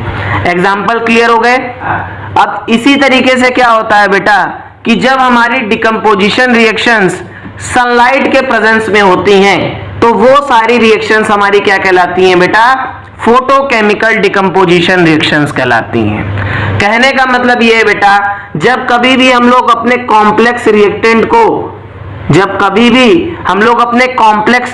को सनलाइट की हेल्प से डिकम्पोज करेंगे तो वो सारी रिएक्शंस हमारी क्या कहलाएंगी, फोटोकेमिकल डिकम्पोजिशन रिएक्शंस कहलाएंगी। तो अब यहाँ पे हम लोग बेटा एग्जांपल्स को देख लेते हैं। तो देखिए सिल्वर क्लोराइड को बेटा हम लोगों ने सनलाइट प्रोवाइड करी तो इसने क्या फॉर्म किया, सिल्वर फॉर्म किया बेटा और क्लोरीन गैस को रिलीज कर दिया। इसी तरीके से बेटा जब आपका सिल्वर ब्रोमाइड को हम लोग सनलाइट में छोड़ देते हैं तो ये क्या करता है बेटा, ये डिकम्पोज हो जाता है और सिल्वर और ब्रोमीन गैस की फॉर्मेशन करता है। तो ये रिएक्शन बेटा आपके एग्जाम के पॉइंट ऑफ व्यू से बहुत ज्यादा इंपॉर्टेंट है बिकॉज ये रिएक्शन को हम लोग क्या बोलते हैं बेटा, black and white photography reaction भी बोलते हैं और हर साल बेटा आपके ये बोर्ड एग्जाम में पूछी भी जाती है। ठीक है, तो आप लोग इसको बड़े अच्छे तरीके से पढ़िएगा। क्लियर है कि नहीं क्लियर है। तो हम लोगों ने 2 तरीके के डिकम्पोजिशन रिएक्शन को पढ़ लिया बेटा। एक आपका क्या था बेटा, जब हम लोगों ने हीट प्रोवाइड करी थी तो that is called the thermal decomposition reaction, और एक हम लोगों ने क्या किया बेटा, सनलाइट प्रोवाइड करी तो that is called the photochemical decomposition reactions. तो बेटा अब हम लोग जो अपने लास्ट डिकम्पोजिशन रिएक्शन को देखते हैं दैट इज इलेक्ट्रोलिटिक डिकम्पोजिशन। तो सिंपल सी बात है बेटा। अब यहाँ पे क्या होगा कि जो भी बेटा हमारे पास कॉम्प्लेक्स रिएक्टेंट है, इसको हम लोग क्या करेंगे, इसको जब हम लोग डिकम्पोज करेंगे तो किसकी हेल्प से करेंगे बेटा, इलेक्ट्रिसिटी की हेल्प से करेंगे। तो ऐसे सभी डिकम्पोजिशन रिएक्शंस जिनमें बेटा हम लोग क्या कर रहे हैं, जिसमें हम लोग अपने कॉम्प्लेक्स रिएक्टेंट को इलेक्ट्रिसिटी की हेल्प से डिकम्पोज कर रहे हैं, वो सारे रिएक्शंस बेटा हमारे क्या कहलाते हैं, इलेक्ट्रोलिटिक डिकम्पोजिशन रिएक्शन कहलाते हैं। क्लियर हो गया कि नहीं क्लियर हो गया। यहां पे बेटा आप लोग एग्जांपल देख लीजिए कि वाटर का बेटा हम लोगों ने क्या कराया, इलेक्ट्रोलिसिस कराया, तो ये किस में कन्वर्ट हो गया बेटा, हाइड्रोजन और ऑक्सीजन गैस में कन्वर्ट हो गया। तो देखिए यहाँ पे बेटा हमारे पास एक सिंगल रिएक्टेंट था और ये इसने क्या किया, इसने दो या दो से ज्यादा प्रोडक्ट की फॉर्मेशन करी। क्योंकि बेटा यहाँ पे हम लोगों ने इलेक्ट्रिसिटी प्रोवाइड करी थी, इसीलिए बेटा हम लोगों ने इसको क्या बोला, इलेक्ट्रोलिटिक डिकम्पोजिशन रिएक्शन बोल दिया। तो बेटा अब हम लोग जो है अपने नेक्स्ट टॉपिक को देखते हैं, that is electrolysis of water. तो इलेक्ट्रोलिसिस ऑफ वाटर बेटा हमारे लिए बहुत ज्यादा इंपॉर्टेंट है, बिकॉज यहां से हर साल क्वेश्चंस आते रहते हैं। तो हम लोग इसको समझ लेते हैं कि आखिर इलेक्ट्रोलिसिस ऑफ वाटर कैसे होता है। ठीक है, तो सपोज कर लीजिए बेटा हमारे पास एक बीकर है और इस बीकर में बेटा हम लोगों ने क्या करा, हम लोगों ने वाटर को पुट कर दिया। ठीक है, वाटर के साथ साथ बेटा हम लोग कुछ सॉल्ट को भी मिला देते हैं, जिससे क्या हो बेटा, हमारी कंडक्टिविटी मेंटेन रहे। साथ ही साथ बेटा क्या होता है कि यहाँ पर हम लोग क्या करते हैं बेटा, दो ग्रेफाइट रॉड को लगाते हैं जिसमें हमारे दो इलेक्ट्रोड होते हैं, एक हमारा एनोड होता है बेटा और एक कैथोड होता है। ठीक है, तो जैसे ही बेटा हम लोग जो है इलेक्ट्रिसिटी प्रोवाइड करते हैं, वैसे ही क्या होता है बेटा, जो हमारा वाटर होता है बेटा, इसका ब्रेकडाउन हो जाता है। इसका क्या हो जाता है बेटा, ब्रेकडाउन हो जाता है और ये हाइड्रोजन और ऑक्सीजन गैस में सेपरेट हो जाता है। तो ये जो बेटा ऑक्सीजन है आपकी, ये ऑक्सीजन बेटा कहां पे जाती है, ये ऑक्सीजन बेटा आपके एनोड में जाती है और हाइड्रोजन जो है बेटा, ये जो हाइड्रोजन है ये आपके कैथोड में जाती है। अब क्वेश्चन यहां से क्या पूछता है बेटा कि कौन सी गैस एनोड में जाती है और कौन सी गैस कैथोड में जाती है। तो देखिए बेटा मैंने आपको बता दिया, ऑक्सीजन हमारा क्या होता है, नेगेटिव चार्ज होता है, तो ये किसके पास जाएगा बेटा, ये पॉजिटिव चार्ज के पास जाएगा, दैट इज एनोड। तो एनोड हमारा क्या होता है, पॉजिटिवली चार्ज होता है। ठीक, हाइड्रोजन हमारा क्या होता है बेटा, ये पॉजिटिव चार्ज होता है, तो ये किसके पास जाता है, कैथोड के पास। कैथोड हमारा क्या होता है बेटा, ये नेगेटिव चार्ज होता है। क्लियर हो गया कि नहीं क्लियर हो गया। तो यहां से आपसे पूछा जाता है कि एनोड और कैथोड पे कौन सी गैस जाएगी। साथ ही साथ बेटा आपसे पूछते हैं कि गैसेस का वॉल्यूम क्या होगा। तो जरा आप देखिए बेटा, ये वाटर जब आपका इलेक्ट्रोलिसिस करेगा तो ये हाइड्रोजन और ऑक्सीजन गैस की फॉर्मेशन करेगा। अब क्योंकि ये रिएक्शन बेटा हमारी बैलेंस तो होगी नहीं, तो first of all what we do, we just balance the equation. हम लोग क्या करेंगे, इस इक्वेशन को बैलेंस करेंगे। टू मॉलिक्यूल्स ऑफ वाटर जब इनका इलेक्ट्रोलिसिस होगा तो ये two molecules of hydrogen gas की फॉर्मेशन करेंगे और एक मॉलिक्यूल क्या करेंगे बेटा, ऑक्सीजन गैस की फॉर्मेशन करेंगे। तो अगर यहां से गैसेस का वॉल्यूम देखा जाए बेटा, तो हाइड्रोजन और ऑक्सीजन का जो गैसेस का वॉल्यूम होगा बेटा, वो क्या होगा, 2:1 होगा कि नहीं होगा। तो आई होप बेटा आप लोगों को यहां तक की क्लियर हो गया होगा, कोई दिक्कत नहीं होगी। अगर आप लोगों को कोई भी दिक्कत आती है बेटा, तो आप लोग जो है कमेंट में जाकर के अपनी प्रॉब्लम्स को, अपने डाउट्स को, अगर आपको कोई स्पेशल वीडियो चाहिए तो आप लोग जो है उसको शेयर कर सकते हैं। ठीक है, जैसे ही मुझे टाइम मिलेगा मैं आप लोगों के लिए वो वीडियो बना दूंगा। ओके, तो बेटा इसी तरीके से अब हम लोग जो है अपनी नेक्स्ट रिएक्शंस को समझ लेते हैं, that is exothermic reaction and endothermic reaction. बेटा ये एंडो है आपका। ठीक है, तो हम लोग पहले क्या समझेंगे बेटा कि एक्सोथर्मिक रिएक्शंस क्या होती हैं और फिर हम लोग ये समझेंगे बेटा कि एंडोथर्मिक रिएक्शंस क्या होती हैं। तो बेटा अगर हम लोग एक्सोथर्मिक रिएक्शंस की बात करें तो ऐसी सभी रिएक्शंस बेटा, ऐसी सभी रिएक्शंस जिसमें हमारी एनर्जी प्रोड्यूस होती है, ऐसी सभी रिएक्शंस बेटा जिसमें हमारी एनर्जी, और एनर्जी क्या है बेटा, हीट है। तो हम लोग ये भी बोल सकते हैं कि ऐसी सभी रिएक्शंस जिसमें हीट प्रोड्यूस हो रही है, वो सारी रिएक्शंस हमारी क्या कहलाती हैं, एक्सोथर्मिक रिएक्शंस कहलाती हैं। और आपने अभी देखा था बेटा, अगर आपने गौर किया हो तो जितनी भी हमारी कॉम्बिनेशन रिएक्शंस थी बेटा, वो सभी की सभी क्या थी, एक्सोथर्मिक रिएक्शंस थी, क्योंकि यहां पे क्या हो रहा था बेटा, आपकी हीट प्रोड्यूस हो रही थी। जैसे कि कैल्शियम ऑक्साइड आपका वाटर के साथ रिएक्ट किया, इसने कैल्शियम हाइड्रोक्साइड की फॉर्मेशन करी, तो यहां पे क्या हुआ बेटा, हीट प्रोड्यूस हुई कि नहीं हुई? तो हीट अगर प्रोड्यूस हुई तो ये क्या हो गया बेटा, एक्सोथर्मिक रिएक्शन। और दो या दो से ज्यादा रिएक्टेंट जब आपके कंबाइन करके एक सिंगल प्रोडक्ट की फॉर्मेशन करेंगे तो ये किस टाइप की रिएक्शन हो गई, कॉम्बिनेशन रिएक्शन। तो ज्यादातर बेटा आपकी जो कॉम्बिनेशन रिएक्शंस होती हैं ये एक्सोथर्मिक रिएक्शंस होती हैं, ठीक है। ये सभी क्या करती हैं, हीट को प्रोड्यूस करती हैं। इसी तरीके से बेटा आपका कैल्शियम ऑक्साइड जब कार्बन डाइऑक्साइड गैस के साथ रिएक्ट करेगा तो इसने क्या फॉर्म किया बेटा, कैल्शियम कार्बोनेट की फॉर्मेशन करी, और साथ ही साथ यहाँ पे क्या हुई बेटा, हीट प्रोड्यूस हुई। तो अगर हीट प्रोड्यूस हुई तो बेटा ये किस टाइप की रिएक्शन हो गई, आपकी एक्सोथर्मिक रिएक्शन हो गई। क्लियर हुआ कि नहीं क्लियर हुआ? अब हम लोग जो है बेटा अपने नेक्स्ट रिएक्शन को देखते हैं, दैट इज एंडोथर्मिक रिएक्शन। तो एंडोथर्मिक रिएक्शंस क्या होती हैं, अब हम लोग इनको समझते हैं। तो बेटा ऐसे सभी रिएक्शंस जिसमें क्या हो बेटा, आपकी एनर्जी एब्जॉर्ब हो। एनर्जी का मतलब क्या है बेटा, हीट एब्जॉर्ब हो। तो एक्सोथर्मिक में क्या हो रहा था बेटा, हीट प्रोड्यूस हो रही थी। एंडोथर्मिक रिएक्शंस में क्या होगा बेटा, आपकी हीट एब्जॉर्ब होगी। तो अगर हीट एब्जॉर्ब हो रही है बेटा तो वो सारी रिएक्शंस आपकी क्या कहलाएंगी, एंडोथर्मिक रिएक्शंस कहलाएंगी। और जितनी भी डिकम्पोजिशन रिएक्शंस होती हैं बेटा, आपने उसमें देखा था कि हम लोग क्या कर रहे थे बेटा, हम लोग एक कॉम्प्लेक्स रिएक्टेंट को ब्रेक कराने के लिए क्या कर रहे थे बेटा, एनर्जी को प्रोवाइड कर रहे थे।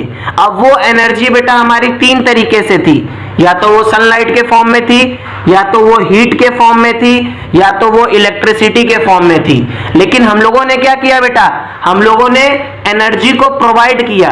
तो अगर कोई रिएक्शन में एनर्जी एब्जॉर्ब हो रही है, अगर कोई रिएक्शन में बेटा एनर्जी एब्जॉर्ब हो रही है तो क्या होगा बेटा, वो हमारी एंडोथर्मिक रिएक्शंस होंगी। क्लियर हो गया कि नहीं क्लियर हो गया? अब यहाँ पे एग्जांपल देख लीजिए बेटा, कैल्शियम कार्बोनेट को बेटा जब हम लोगों ने हीट किया तो यहाँ पे देखिए बेटा हम लोगों ने क्या किया, इसको हीट एनर्जी प्रोवाइड करी, ठीक है। अब इसने क्या किया, इस हीट एनर्जी का यूज किया। अब जब ये हीट एनर्जी को यूज करेगा बेटा तो खुद ठंडा ही तो होगा, तभी तो हीट एनर्जी को यूज करेगा। भाई कोई इंसान ठंडा है तभी तो वो क्या करेगा, एनर्जी को एब्जॉर्ब करेगा। इसीलिए बेटा ये क्या होती है हमारी, ये एंडोथर्मिक रिएक्शंस होती हैं। तो इसने जब हीट एनर्जी को एब्जॉर्ब किया बेटा तो ये खुद ठंडा हो गया, और इसने क्या फॉर्म किया, कैल्शियम ऑक्साइड और कार्बन डाइऑक्साइड गैस की फॉर्मेशन करी। तो अगर आप बेटा बीकर को चेक करके देखोगे, अगर आप बीकर को चेक करके देखोगे तो यहाँ पे आपको कैसा दिखेगा बेटा, यहाँ पे आपको ठंडा महसूस होगा, क्योंकि इसने क्या किया बेटा, इसने हीट एनर्जी को एब्जॉर्ब कर लिया। क्या कर लिया, हीट एनर्जी को एब्जॉर्ब कर लिया। वहीं पे बेटा अगर आप देखो, वहीं पे अगर आप एक्सोथर्मिक रिएक्शन की बात करोगे तो एक्सोथर्मिक रिएक्शन में बेटा जब आप बीकर को टच करोगे तो आपको कैसा महसूस होगा, बीकर गर्म महसूस होगा, क्योंकि ये क्या कर रहा है बेटा, ये हीट एनर्जी को प्रोड्यूस कर रहा है। ये क्या कर रहा है, ये हीट एनर्जी को प्रोड्यूस कर रहा है। क्लियर हो गया कि नहीं क्लियर हो गया? तो हम लोगों ने क्या किया बेटा, अपन लोगों ने एक्सोथर्मिक और एंडोथर्मिक रिएक्शंस को भी पढ़ लिया। तो बेटा अब हम लोग जो है अपने नेक्स्ट रिएक्शन के बारे में बात करते हैं, दैट इज डिस्प्लेसमेंट रिएक्शंस, ठीक है। तो बेटा सबसे पहले अपन लोग ये समझ लेते हैं कि जो डिस्प्लेसमेंट रिएक्शंस होती हैं बेटा, ये आपकी दो तरीके की होती हैं। एक आपकी सिंगल डिस्प्लेसमेंट रिएक्शन होती है जिसको हम लोग सिंपली बेटा डिस्प्लेसमेंट रिएक्शन भी बोलते हैं, और दूसरी हमारी क्या होती है बेटा, डबल डिस्प्लेसमेंट रिएक्शन। तो हम लोग क्या करेंगे बेटा, पहले हम लोग डिस्प्लेसमेंट रिएक्शन को पढ़ेंगे जिसको हम लोग सिंगल डिस्प्लेसमेंट रिएक्शन भी बोलते हैं, और फिर हम लोग क्या करेंगे बेटा, डबल डिस्प्लेसमेंट रिएक्शन को पढ़ेंगे। ओके, तो सबसे पहले हम लोग जो है डिस्प्लेसमेंट रिएक्शन के बारे में बात करते हैं। तो बेटा डिस्प्लेसमेंट रिएक्शंस आपकी ऐसी रिएक्शंस होती हैं जिसमें क्या होता है बेटा, एक मोर रिएक्टिव एलिमेंट आपका क्या करता है बेटा, एक लेस रिएक्टिव एलिमेंट को क्या कर देता है बेटा, डिस्प्लेस कर देता है उसकी सॉल्यूशन से। तो ऐसी सभी रिएक्शंस आपकी क्या कहलाती हैं, डिस्प्लेसमेंट रिएक्शंस कहलाती हैं। क्या कहलाती हैं बेटा? डिस्प्लेसमेंट रिएक्शंस कहलाती हैं। एक बार आप लोग फिर से समझ लीजिए कि ऐसी सभी रिएक्शंस जिसमें एक मोर रिएक्टिव एलिमेंट एक लेस रिएक्टिव एलिमेंट को उसकी सॉल्यूशन से क्या कर दे? डिस्प्लेस कर दे, तो वो सारी रिएक्शंस आपकी क्या कहलाएंगी? Displacement reactions कहलाएंगी। अब यहां पे एक जर्नल एग्जांपल के थ्रू बेटा हम लोग इसको समझते हैं। ओके, इसको एक जर्नल एग्जांपल के थ्रू समझो। अब मान लीजिए बेटा हमारे पास एक ए एलिमेंट है और एक बीसी कंपाउंड है, एक बीसी केमिकल कंपाउंड है, जिसमें ए एलिमेंट क्या है बेटा? आपका मोर रिएक्टिव है, और बी जो एलिमेंट है आपका, जो इस समय केमिकल कंपाउंड है, ये लेस रिएक्टिव है। तो ये ए जब बीसी के साथ बेटा रिएक्ट करेगा तो ये क्या करेगा? क्योंकि ये बेटा मोर रिएक्टिव एलिमेंट है, तो ये बी को क्या कर देगा? उसकी सॉल्यूशन से क्या कर देगा? डिस्प्लेस कर देगा, और क्या बना लेगा? एसी बना लेगा। और देखिए बी को इसने क्या कर दिया? बाहर निकाल दिया। ये सिर्फ वही वाली बात है बेटा, एक ताकतवर इंसान ने क्या किया बेटा? एक कमजोर इंसान को क्या किया बेटा? बाहर फेंक दिया। समझ रहे हो कि नहीं समझ रहे हो? तो देखिए ताकतवर इंसान था बेटा, और ये कम ताकतवर था, इसने क्या किया बेटा? इसने झगड़ा किया और इससे जीत गया और इसकी जगह पे कब्जा कर लिया। ठीक है, तो इस तरीके से आप जो है डिस्प्लेसमेंट रिएक्शन को समझ सकते हो। ठीक है, अब यहां पे बेटा आप लोग कुछ एग्जांपल देख लो। अब देखिए आयरन जब बेटा आपका कॉपर सल्फेट के साथ रिएक्ट किया तो इसने बेटा फेरस सल्फेट की फॉर्मेशन करी और कॉपर को डिस्प्लेस कर दिया। तो यहाँ पे देखिए आयरन आपका मोर रिएक्टिव एलिमेंट था बेटा, इसने कॉपर को क्या किया? डिस्प्लेस कर दिया, क्योंकि कॉपर आपका क्या था? लेस रिएक्टिव एलिमेंट था, और इसने क्या बनाया? फेरस सल्फेट बनाया, जो कि हमारा ग्रीन कलर का था। तो ये आपकी क्या हो गई बेटा? डिस्प्लेसमेंट रिएक्शन हो गई।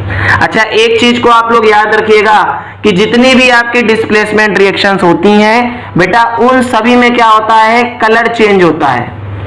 जितनी भी आपकी सिंगल डिस्प्लेसमेंट रिएक्शंस होंगी बेटा, उन सब में क्या हो जाएगा? कलर चेंज होगा।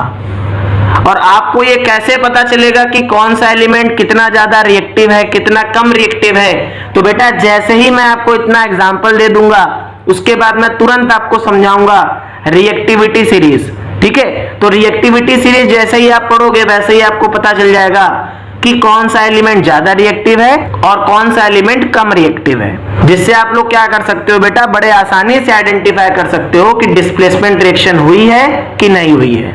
ओके, इसी तरीके से बेटा देखिए कि कॉपर सल्फेट जब हमारा जिंक के साथ रिएक्ट किया तो इसने क्या फॉर्म किया बेटा? जिंक सल्फेट की फॉर्मेशन करी और कॉपर को डिस्प्लेस कर दिया। अब कॉपर सल्फेट बेटा हमारा क्या था? ये ब्लू कलर का था। अब जैसे ही जिंक सल्फेट की फॉर्मेशन हुई तो देखिए हमारी सॉल्यूशन का कलर क्या हो गया? ये कलरलेस हो गया। तो देखो यहाँ पे कलर चेंज हुआ। तो अगर कलर चेंज हो रहा है बेटा तो वो क्या होगी? आपकी डिस्प्लेसमेंट रिएक्शन होगी। और क्योंकि जिंक बेटा आपका ज्यादा रिएक्टिव था तो इसने कॉपर को क्या किया? इसने कॉपर को उसकी सॉल्यूशन से डिस्प्लेस किया और जिंक सल्फेट की फॉर्मेशन करी। तो ये आपकी क्या हो गई बेटा? डिस्प्लेसमेंट रिएक्शन हो गई, और डिस्प्लेसमेंट रिएक्शन के एग्जाम्पल हो गए। तो अब हम लोग ये आइडेंटिफाई करेंगे बेटा कि कौन सा एलिमेंट हमारा ज्यादा रिएक्टिव होगा और कौन सा एलिमेंट हमारा कम रिएक्टिव होगा। ओके, तो सबसे पहले बेटा रिएक्टिविटी सीरीज क्या होती है आप लोग इसको समझ लीजिए। एक्चुअल में बेटा आपका ये metals and non metals chapter का है। जब आप थर्ड चैप्टर केमिस्ट्री का पढ़ोगे बेटा तो ये वहां का टॉपिक है, बट मैं इसको आपको अभी इसलिए समझा रहा हूं क्योंकि अगर आपको ये नहीं समझ में आएगा तो आपको डिस्प्लेसमेंट रिएक्शंस को रटना पड़ेगा। आप नहीं आइडेंटिफाई कर पाओगे ना कि कौन सा एलिमेंट ज्यादा रिएक्टिव है और कौन सा एलिमेंट कम रिएक्टिव है। तो इसीलिए मैंने बेटा इसको यहाँ पे इंट्रोड्यूस किया, जिससे कि आपको ये समझ में आ जाए कि कौन सा एलिमेंट ज्यादा रिएक्टिव होगा, कौन सा एलिमेंट कम रिएक्टिव होगा, और कैसे डिस्प्लेसमेंट रिएक्शन और डबल डिस्प्लेसमेंट रिएक्शन होगी। तो बेटा arrangement of elements in the vertical column in the decreasing order of their reactivity called reactivity series of an element। बेटा अगर हम लोग रिएक्टिविटी सीरीज की बात करें तो रिएक्टिविटी सीरीज में क्या है बेटा? एक्चुअल में ये बेटा हमारे एलिमेंट्स का वर्टिकल अरेंजमेंट है in the decreasing order of their chemical reactivity. तो उसको आप याद कैसे करोगे बेटा?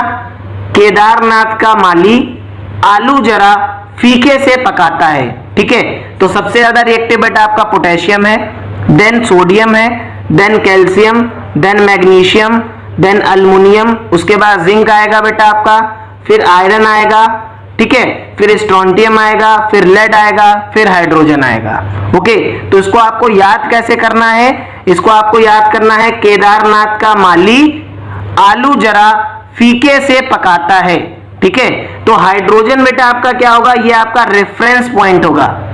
इसके ऊपर जितने एलिमेंट्स होंगे बेटा, ये क्या करेंगे? नीचे वाले एलिमेंट्स को क्या कर देंगे? डिस्प्लेस कर देंगे। और एक चीज आप लोग और याद रखिएगा कि मान लीजिए पोटेशियम और सोडियम आपको दो एलिमेंट गिवन है, तो पोटेशियम आपका बेटा ज्यादा रिएक्टिव एलिमेंट है क्योंकि हमारी रिएक्टिविटी सीरीज में टॉप पे है। ठीक है, तो जो एलिमेंट जितना ऊपर होगा बेटा वो उतना ही ज्यादा केमिकली रिएक्टिव होगा। क्लियर हो गया कि नहीं क्लियर हो गया? तो हम लोगों ने यहां तक याद कर लिया कि केदारनाथ का माली आलू जरा फीके से पकाता है। अब बेटा आप इसको इसके हाइड्रोजन के बाद कैसे याद करोगे कि क्यों कॉपर हग, क्यों आज तुम्हें हग और क्यों चाहिए? ठीक है, जब गले मिलते हो तो उसको हग बोलते हो ना, तो इसको याद करने के लिए क्या किया? क्यों हग आज और चाहिए? तो कॉपर, मरकरी, सिल्वर और गोल्ड। ठीक है, तो यहां से आप लोगों ने क्या समझ लिया कि रिएक्टिविटी सीरीज क्या होती है और किस तरीके से हमारा एक मोर रिएक्टिव एलिमेंट जो है लेस रिएक्टिव एलिमेंट के साथ रिएक्शन करेगा और उसको डिस्प्लेस करेगा। ठीक है, तो जैसे अगर मैं आपको बोलूं कि मैग्नीशियम क्या एल्युमिनियम सल्फेट के साथ रिएक्ट करेगा, तो आप बोलोगे यस सर करेगा, क्योंकि हम लोगों ने रिएक्टिविटी सीरीज पढ़ी है और मैग्नीशियम जो है हमारी रिएक्टिविटी सीरीज में एल्युमिनियम के ऊपर है, तो ये ज्यादा रिएक्टिव है, तो इस वजह से ये क्या करेगा? एल्युमिनियम को डिस्प्लेस कर देगा। तो ये क्या बनाएगा बेटा? आपका मैग्नीशियम सल्फेट की फॉर्मेशन करेगा और एल्युमिनियम यहां से हमारा क्या हो जाएगा बेटा? As a by product release हो जाएगा। तो इस तरीके से आप लोगों ने क्या समझ लिया बेटा कि रिएक्टिविटी सीरीज क्या होती है। अब साथ ही साथ बेटा आप लोग एक चीज और समझ लीजिए कि जितने भी हमारे डिस्प्लेसमेंट रिएक्शंस होते हैं बेटा, इन सभी डिस्प्लेसमेंट रिएक्शंस में हमारा क्या होता है? कलर चेंज होता है। ये मैंने आपको पहले भी बताया था और इस पॉइंट को बेटा वेरी इंपॉर्टेंट मान के चलो। ठीक है, क्योंकि आपके एग्जाम में आना ही आना है। ठीक, अब हम लोगों का नेक्स्ट रिएक्शन कौन सा है बेटा? That is double displacement reactions. तो डबल डिस्प्लेसमेंट रिएक्शंस आपको नाम से ही पता चल रहा है कि यहां पे क्या होगा बेटा? हमारे दो एलिमेंट्स होंगे, ठीक है, दो कंपाउंड्स होंगे, उनके बीच में क्या होगा? डिस्प्लेसमेंट होगा। तो those reactions in which new products are formed by the mutual exchange of ions between the reactants are called double displacement reactions. तो बेटा आपके डबल डिस्प्लेसमेंट रिएक्शंस वो रिएक्शंस होते हैं जिसमें क्या होता है बेटा कि आपके जो दो एलिमेंट्स हैं, जिसमें जो आपके दो एलिमेंट्स हैं बेटा, उनके बीच में क्या होता है? म्यूचुअल एक्सचेंज होता है। क्या होता है? आयंस का म्यूचुअल एक्सचेंज होता है। जैसे यहाँ पे देखिए एग्जांपल से आप लोग देखिए कि सोडियम सल्फेट जब आपका बैरियम क्लोराइड के साथ रिएक्ट कर रहा है, ठीक है, तो यहाँ पे क्या है बेटा?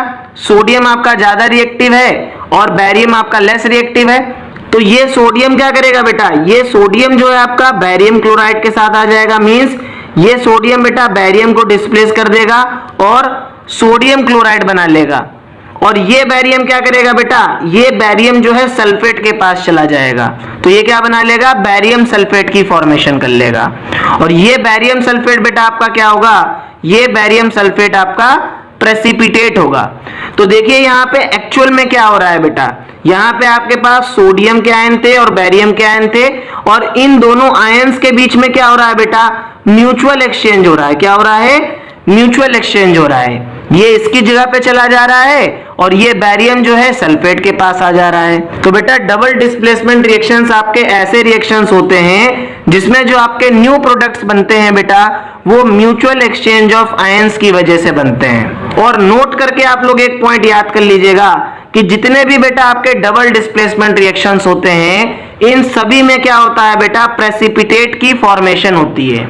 ठीक है, तो इसी वजह से क्या होता है बेटा कि जितने भी डबल डिस्प्लेसमेंट रिएक्शंस होते हैं, इनको हम लोग क्या बोलते हैं? प्रेसिपिटेट रिएक्शंस भी बोलते हैं। क्या बोलते हैं? प्रेसिपिटेट रिएक्शंस बोलते हैं। क्लियर हो गया कि नहीं क्लियर हो गया? अब हम लोग जो है बेटा अपने नेक्स्ट बहुत इंपॉर्टेंट टॉपिक की तरफ मूव कर रहे हैं, that is oxidation and reduction reactions. तो हम लोग ये समझेंगे बेटा कि आपके ऑक्सीडेशन रिएक्शन क्या होते हैं और रिडक्शन रिएक्शन क्या होते हैं। ठीक है, तो ऑक्सीडेशन क्या है बेटा?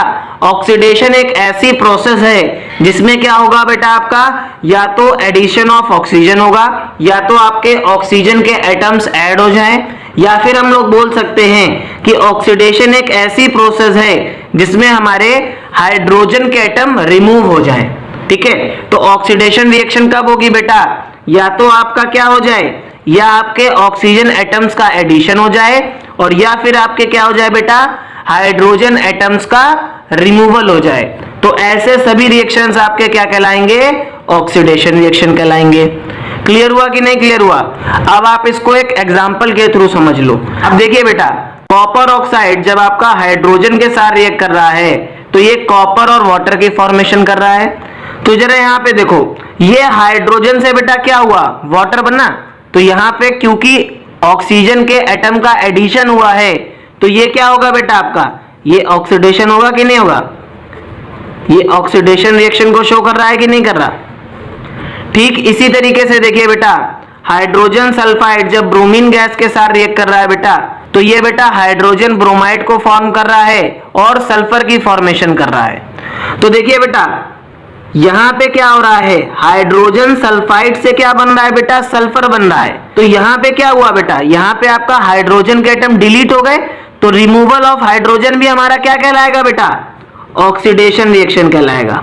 कहलाएगा कि नहीं कहलाएगा? तो अगर आपसे कोई पूछे कि ऑक्सीडेशन रिएक्शंस क्या होती हैं, तो ऑक्सीडेशन रिएक्शंस ऐसी रिएक्शंस होती हैं बेटा जिसमें या तो आपका क्या होगा, ऑक्सीजन एटम का एडिशन होगा, और या फिर आपका क्या होगा, हाइड्रोजन एटम का रिमूवल होगा।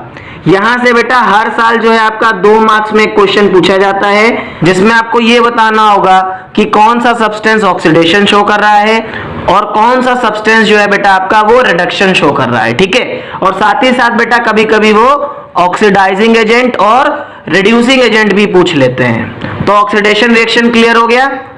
अब हम लोग जो है रिडक्शन रिएक्शन के बारे में बात करते हैं। अब इसी तरीके से बेटा हम लोग जो है रिडक्शन रिएक्शन को देख लेते हैं। तो रिडक्शन रिएक्शन क्या है बेटा?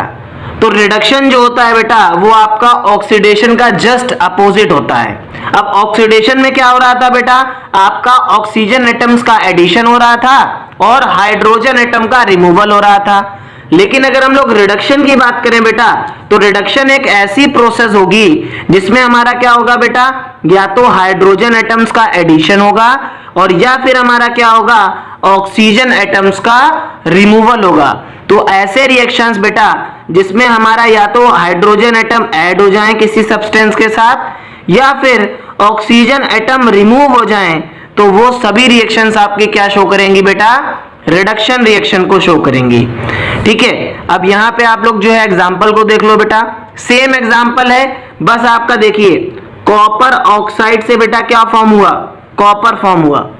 तो ऑक्सीजन बेटा यहाँ पे क्या हो गया, ऑक्सीजन का डिलीशन क्या कहलाएगा आपका, रिडक्शन कहलाएगा कि नहीं कहलाएगा? तो इसी वजह से क्या हो रहा है बेटा, इस सब्सटेंस में रिडक्शन हो रहा है। ठीक इसी तरीके से यहाँ पे देखिए बेटा आपका ये आपका क्या है, एथीन है। ठीक है, CH2 डबल बॉन्ड CH2, जब इसके साथ बेटा आपका हाइड्रोजन ऐड हुआ तो इसने क्या बनाया बेटा आपका, इथेन बनाया। ओके, तो देखिए एडिशन ऑफ हाइड्रोजन हमारा क्या कहलाता है डियर, एडिशन ऑफ हाइड्रोजन हमारा क्या कहलाता है, रिडक्शन कहलाता है। ठीक है, क्लियर हुआ कि नहीं क्लियर हुआ? तो बेटा आप लोगों को रिडक्शन रिएक्शन समझ में आ गए कि रिडक्शन रिएक्शंस क्या होते हैं, और ऑक्सीडेशन रिएक्शन समझ में आ गया कि ऑक्सीडेशन रिएक्शन क्या होता है। अब हम लोग बात करते हैं बेटा कि रेडॉक्स रिएक्शन क्या होते हैं। तो रेडॉक्स रिएक्शंस बेटा आपके ऐसे रिएक्शंस होते हैं जिसमें ऑक्सीडेशन और रिडक्शन हमारा सेम टाइम पे अकर हो रहा हो। अगर आपका बेटा एक ही रिएक्शन में ऑक्सीडेशन भी हो रहा है और एक ही रिएक्शन में अगर आपका रिडक्शन भी हो रहा है, तो वैसे सभी रिएक्शन आपके क्या कहलाते हैं बेटा, रेडॉक्स रिएक्शन कहलाते हैं। जैसे आप लोग एग्जांपल देखिए, कॉपर ऑक्साइड से बेटा कॉपर बना, तो देखिए ऑक्सीजन का डिलीशन क्या कहलाएगा बेटा, जब ऑक्सीजन डिलीट होता है तो रिडक्शन कहलाता है, और हाइड्रोजन में बेटा ऑक्सीजन ऐड हुई तो वाटर बना, तो एडिशन ऑफ वाटर क्या कहलाएगा, ऑक्सीडेशन कहलाएगा। तो इस रिएक्शन में, इस केमिकल रिएक्शन में आपका ऑक्सीडेशन भी हो रहा है और रिडक्शन भी हो रहा है। तो अगर एक ही रिएक्शन में बेटा आपका ऑक्सीडेशन भी हो जाए और रिडक्शन भी हो जाए तो वो सभी रिएक्शंस हमारी क्या कहलाती हैं, रेडॉक्स रिएक्शन कहलाती हैं। ठीक है, अब रेडॉक्स का मतलब क्या होता है, तो री फॉर बेटा क्या होता है, रिडक्शन, है ना, री फॉर बेटा आपका रिडक्शन होता है, एंड ऑक्स फॉर क्या होता है बेटा आपका ऑक्सीडेशन। ठीक है, तो आपको नाम से ही समझ में आ गया कि ऐसे सभी रिएक्शन जिसमें हमारा रिडक्शन भी हो और ऑक्सीडेशन भी हो वो रिएक्शन हमारे क्या कहलाएंगे, रेडॉक्स रिएक्शन कहलाएंगे। क्लियर हो गया कि नहीं क्लियर हो गया बेटा। अब हम लोग जो एक बहुत इंपॉर्टेंट टॉपिक की तरफ मूव करते हैं, that is oxidising agent and reducing agent. तो देखिए बेटा, अगर हम लोग ऑक्सीडाइजिंग एजेंट की बात करें तो ऑक्सीडाइजिंग एजेंट क्या होते हैं बेटा आपके, ऑक्सीडाइजिंग एजेंट आपके ऐसे सब्सटेंस होते हैं जो दूसरों को तो ऑक्सीडाइज करते हैं लेकिन क्या हो जाते हैं, खुद रिड्यूस हो जाते हैं। जैसे मैं आपकी बात करूं, जैसे आपके पापा हैं, आपके पापा के पास 500 रुपए थे बेटा, आपके पापा ने 500 रुपए में से 100 रुपए आपको दे दिए। ठीक है, तो आपके पापा की जेब से तो पैसे कम हो गए ना, लेकिन आपके पास पहुंच गए। तो ऑक्सीडाइजिंग एजेंट का मतलब क्या है, ऐसे सब्सटेंस बेटा जो दूसरों को ऑक्सीडाइज करें लेकिन खुद रिड्यूस हो जाएं, तो वो सब्सटेंस आपके क्या कहलाएंगे, ऑक्सीडाइजिंग एजेंट कहलाएंगे। जैसे यहां पे आप लोग इस रिएक्शन को देखिए, कॉपर ऑक्साइड से कॉपर बना बेटा और हाइड्रोजन से क्या बना बेटा, वाटर बना। तो देखिए हाइड्रोजन ने क्या किया बेटा, इस हाइड्रोजन ने वाटर की फॉर्मेशन करी, मींस यहां पे क्या हो रहा है बेटा, ऑक्सीडेशन हो रहा है। तो मैंने आपको क्या बताया कि ऐसे सब्सटेंस जिनका ऑक्सीडेशन होगा वो खुद क्या होंगे बेटा, आपके रिड्यूसिंग एजेंट होंगे। इसी तरीके से बेटा आपके रिड्यूसिंग एजेंट होते हैं। तो reducing agent is one which reduces other and gets oxidise itself. तो रिड्यूसिंग एजेंट बेटा आपके क्या होते हैं, रिड्यूसिंग एजेंट आपके ऐसे सब्सटेंस होते हैं जो दूसरों को तो रिड्यूस करते हैं लेकिन खुद ऑक्सीडाइज हो जाते हैं। जैसे यहां पे आप देखिए, कॉपर ऑक्साइड से बेटा क्या बना, कॉपर बना। तो देखिए यहां पे ऑक्सीजन का डिलीशन क्या कहलाएगा, रिडक्शन कहलाएगा कि नहीं कहलाएगा। तो बेटा इस सब्सटेंस ने क्या किया, रिडक्शन किया, लेकिन खुद ये किस तरीके के नेचर को शो करेगा, खुद ये आपका ऑक्सीडाइजिंग एजेंट होगा। क्या होगा बेटा, ये आपका ऑक्सीडाइजिंग एजेंट होगा। क्लियर हो गया कि नहीं क्लियर हो गया।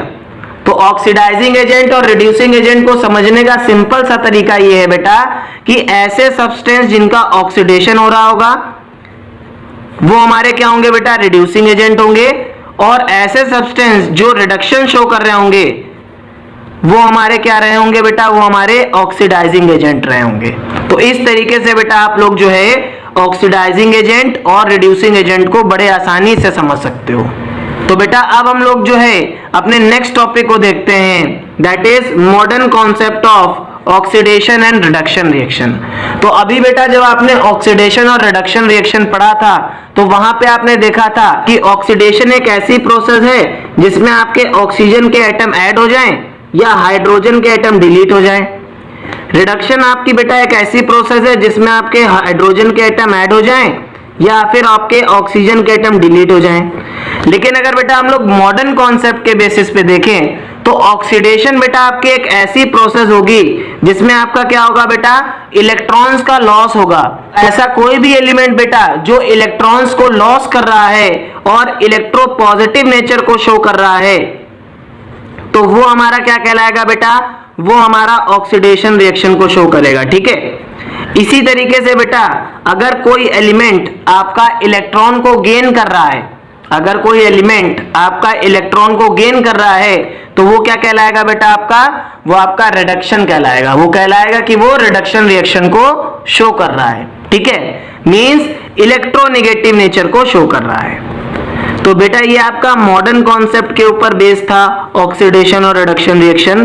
कभी कभी बेटा यहां से क्वेश्चन पूछ दिया जाता है, तो इसलिए मैंने जो है आपको सीबीएसई के पॉइंट ऑफ व्यू से थोड़ा सा एक्सप्लेन कर दिया। अगर बेटा हम लोग इस साल के बोर्ड एग्जाम की बात करें तो आपके इस साल जो है कोरोजन और रेंसिडिटी नहीं आ रहे हैं, तो इस वजह से जो है बेटा मैं आपको ये टॉपिक्स भी एक्सप्लेन नहीं करूंगा। ठीक है, तो इस तरीके से हम लोगों ने क्या किया बेटा, अपने पूरे चैप्टर को फिनिश कर दिया। अगर आप लोगों को वीडियो अच्छा लगा हो तो प्लीज आप लोग जो है चैनल को सब्सक्राइब करिएगा। सारे कॉन्सेप्ट्स मैंने डिटेल में समझाए हैं। अगर आपको बेटा नोट्स की पीडीएफ चाहिए तो डिस्क्रिप्शन में जा करके आप लोग जो है टेलीग्राम चैनल को ज्वाइन करिए। साथ ही साथ बेटा आप लोगों को गूगल ड्राइव से भी पीडीएफ की लिंक मिल जाएगी। आप सभी से रिक्वेस्ट है बेटा कि ज्यादा से ज्यादा वीडियो को शेयर करिए, जिससे कि हम लोग जो है बेटा 1 मिलियन सब्सक्राइबर तक की जल्द से जल्द पहुंच सकें। Thank you so much.